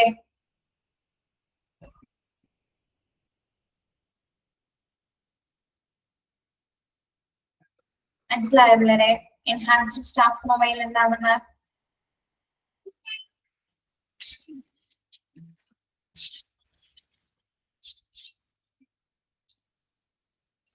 okay.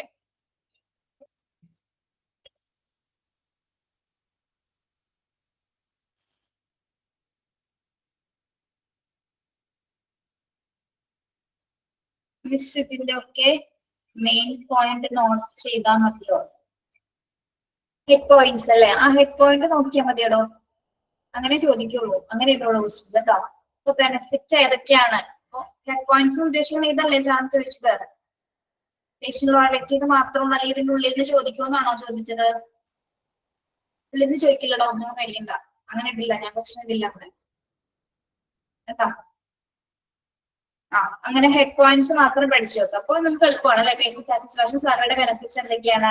Patient loyalty and retention, increase profitability, enhance staff mobile, high product. നിങ്ങൾക്ക് അങ്ങനെ പഠിക്കാൻ വേണ്ടിയല്ലേ ചോദിച്ചത്? ഉള്ളിൽ നിന്ന് പഠിക്കാതിരിക്കാൻ.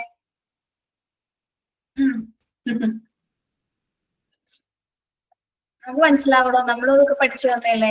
എത്ര എളുപ്പത്തിൽ പഠിക്കാനേ നമ്മൾ നോക്കുള്ളൂ അല്ലെ? അങ്ങനെ പഠിക്കാനാണ് നമുക്ക് എളുപ്പം. ചില ഭാഗങ്ങളിൽ ഉള്ളിൽ നിന്ന് പഠിക്കാനുള്ളത് എക്സ്പ്ലനേഷൻസ് പഠിക്കേണ്ടി വരും. ഇതിൽ വേണ്ട കേട്ടോ, ഹെഡ് പോയിന്റ്സ് മതി. ഈ ഒരു പോയിന്റ് ഒന്ന് അണ്ടർലൈൻ ചെയ്യണം കേട്ടോ. Satisfied patients are also grand ambassadors for hospital. അത് അണ്ടർലൈൻ ചെയ്യണം. അതിന് ക്വസ്റ്റ്യൻസ് വരാറുണ്ട് കേട്ടോ. ഡാഷ് ഒക്കെ ചോദിക്കാറുണ്ട്. Satisfied patients are also dash for hospitals എന്ന് ക്വസ്റ്റ്യൻസ് ഞാൻ കണ്ടിട്ടുണ്ട്. അത് അണ്ടർലൈൻ ചെയ്യാം കേട്ടോ. വേറെ ഒന്നും ഇല്ലടോ, ഇല്ലാന്ന് തോന്നുന്നു. വേണ്ട. ബാക്കി എന്ത് ചോദിച്ചാലും നിങ്ങൾക്ക് അറിയാലോ. നിങ്ങൾ നല്ല നല്ല പിള്ളേരല്ലേ? അടുത്ത മൊഡ്യൂളിലെ 3 ലാസ്റ്റ് ഒന്നുകൂടി പറയാം. നമ്മള് ഒന്ന് റിവൈസ് ഒക്കെ ചെയ്യാൻ സമയത്ത് പറഞ്ഞു തരാം കേട്ടോ എന്താണെന്നുള്ളത്.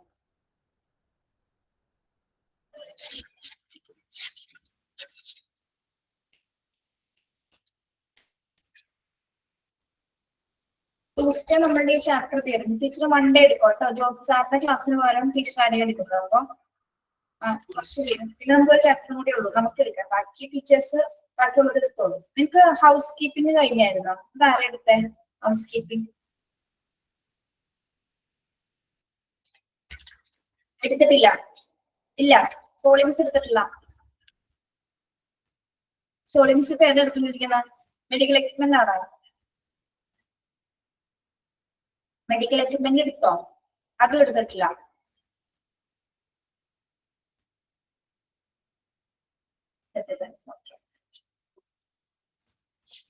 നമ്മൾ ഇത് കഴിഞ്ഞാൽ ഹോസ്പിറ്റൽ ഇൻഫർമേഷൻ സിസ്റ്റം ആണ് എടുക്കുന്നത് കേട്ടോ.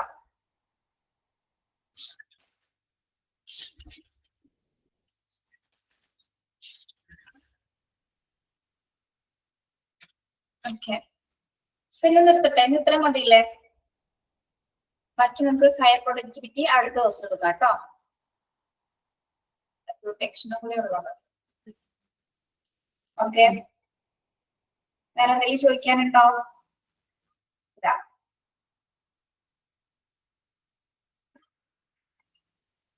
ഓക്കെ, ഓവർവ്യൂ ആണ് സോളിമിസിൽ എടുക്കുന്നത് അല്ലെ? ഓക്കെ, ശരി. അപ്പൊ ഹൗസ് കീപ്പിംഗ് ഉണ്ട്, മെഡിക്കൽ എക്യുപ്മെന്റ് ഉണ്ട്. ഇത് രണ്ടുമല്ല ഇപ്പൊ ബാലൻസ് വെക്കുന്നത്. സുഹൈന അറിഞ്ഞ എക്സാം എന്നാണെന്നുണ്ട്?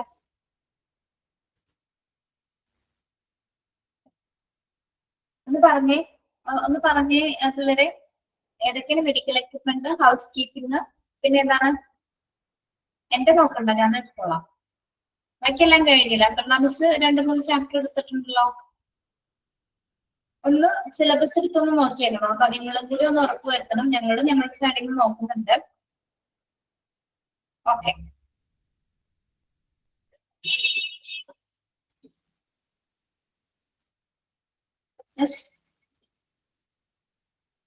അത് തന്നെ ഉള്ളു അല്ലെ? ഓക്കെ, ശരി കേട്ടോ.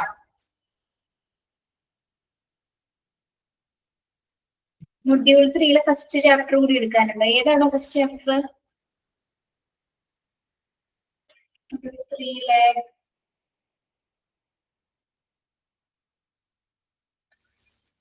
പേരൊന്ന് പറയൂ. നമ്പർ പറഞ്ഞാൽ ചിലപ്പോൾ അറിയില്ല. പേര് പറയൂ. അറിയില്ല.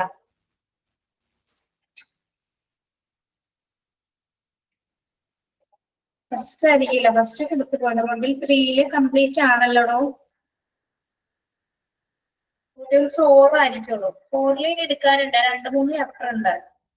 ബേസിക് ഇൻഫർമേഷൻ ടീച്ചർ എടുക്കും, മെഡിക്കൽ എക്യുപ്മെന്റ്, സോളിഡ്സ്, പിന്നെ എന്താ ഹൗസ് കീപ്പിംഗ്, 3 കൂടെ ഉള്ളൂ. Okay okay, thank you, have a nice day. Discharge process എടുത്തോ. ഡിസ്ചാർജ് പ്രോസസ് എടുത്തു. നല്ല അടിയോളോട്ടാ റസിയ. അത് ഫസ്റ്റ് എടുത്തു. ടീച്ചർ എടുത്താണ്, ഞാനാണ് എടുത്തത്. നോക്കണോട്ടാ, എടുത്തിട്ടുണ്ട് കേട്ടാ. Thank you.